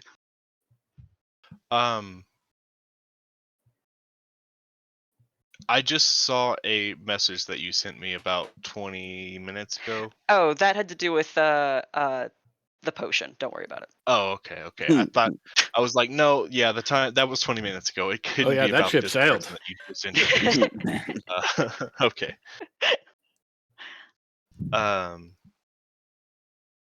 I do I recognize this person? I will say not immediately. Not really. He's naked. So he's not wearing any like Well, I didn't know it like was going to be that kind of party. he's not wearing any iconography of but as a satyr who is obligate to his court and to the Green Court, that's not unheard of. Yeah. You Keep your clothes on. could ask him, and it is the case like Fae rules, he will have to tell the truth if you have concerns or like that makes you think anything. You can ask him direct questions. Yeah. Or indirect questions. I will make a point to Of course, I trust that you are who I think you are, but for the safety of this relic, of course, if you don't mind answering just a couple of quick questions, what is your name? Jack, and he extends his hand to you. Hyacinth. Very nice to meet you. And what organization are you here on the behalf of? On behalf of the Green Court, here some does send his regards. Wonderful. And when I give you this relic, what is your intention to do with it? To return it to the Unseelie and report to the Queen of Air and Darkness that it has been found where it ought not to be. Wonderful. I appreciate you venturing out here for the sake of this relic. If you are in a rush, I understand. If not, please feel free to, stay. We are just having a quiet night of calm revelry as we have returned from a quest. You have piqued my interest. He seems to consider for not very long at all, and he says, I believe I should spend at least a few hours in your company. Don't think Fantastic. that we should have too much trouble in that regard. As one of my comrades has pointed out recently, this thing has been missing for some amount of time already.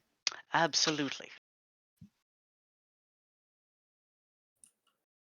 Yeah. You now have a satyr amongst you, which does cause a lot of stares. And also he is like deeply keen on dancing with inks.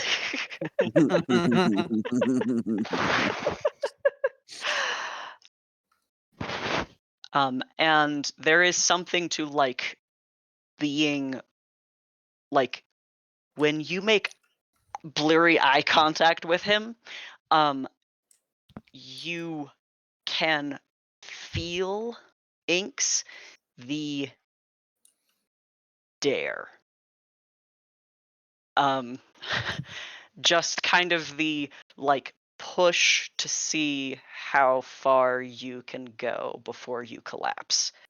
And he is like giving you drink after drink and keeping you on the dance floor. You feel like he is dancing circles around you and like expecting you to keep up, and he is going to try to like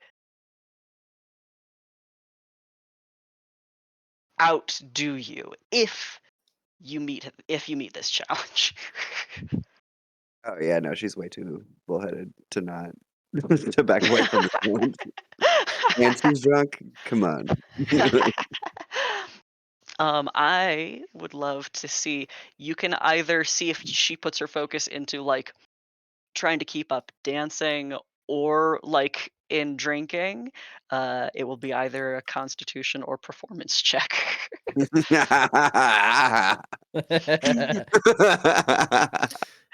Why didn't Hey, I get that Doug. push in? Hey, Doug, can I make a statement for you? Why Yes, not both?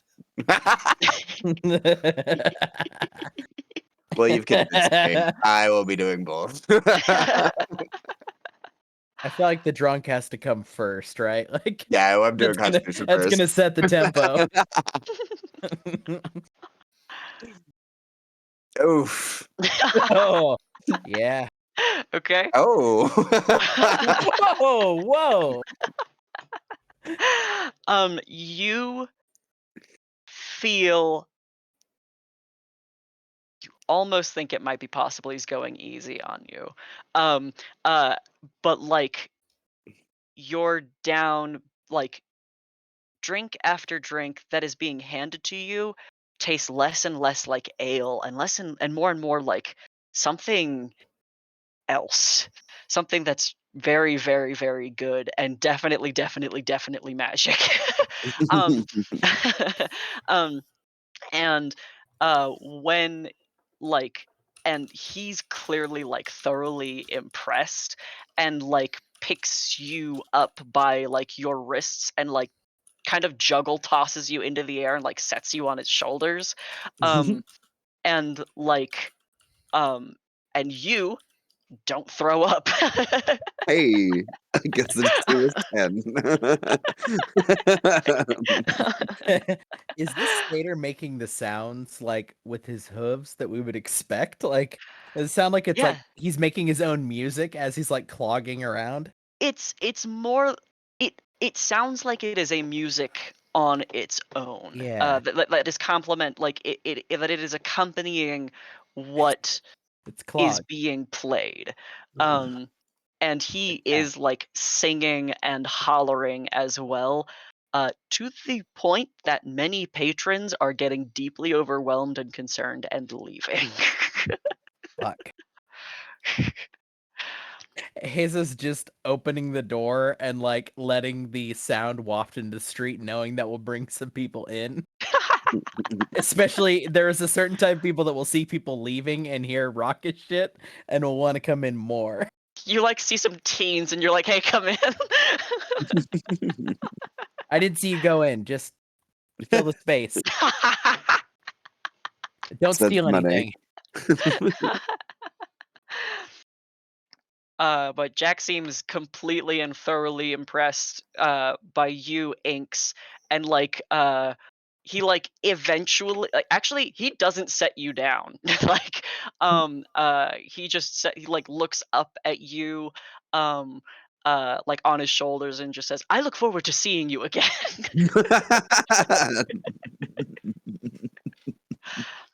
And your night eventually gets to the point where you don't know at what point you are put down, because he is carrying you the whole time, and when you wake up he is not there.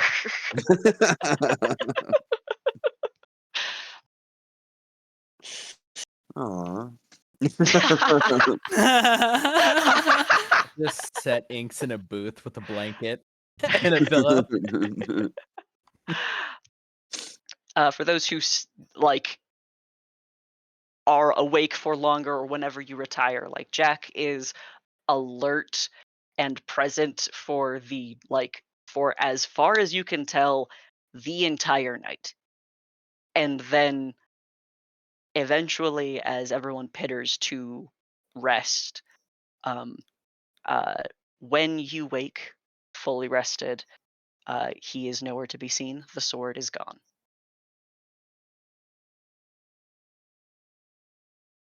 I assume that Torek can watch him take off with the blade, since Torek is Yes. not. Okay. Yes. Yeah, Hyacinth will also be like, awake, vigilant through the evening. Kind of since leaving the Tower Breakers, there's been kind of like a visible like cooling of the green tone of Hyacinth's skin and a darkening of their hair, and then by the morning, Hyacinth is blue skinned with purple hair and is a winter Eladrin. All right. Yeah, Jesus just gawking like, Holy shit. Also, Oz will also be vigilant, but not about the sword. Oz is keeping an eye on Inks for the. Okay. fodder.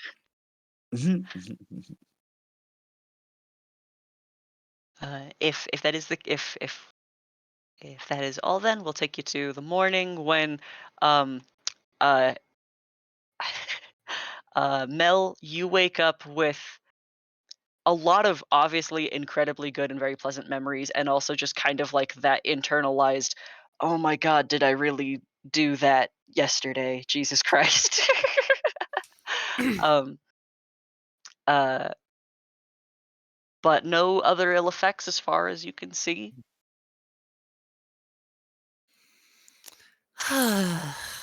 Well, back to boring old Mel.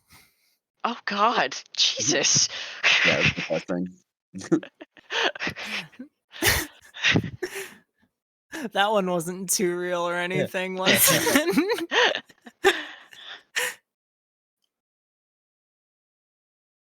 It and was. Oops.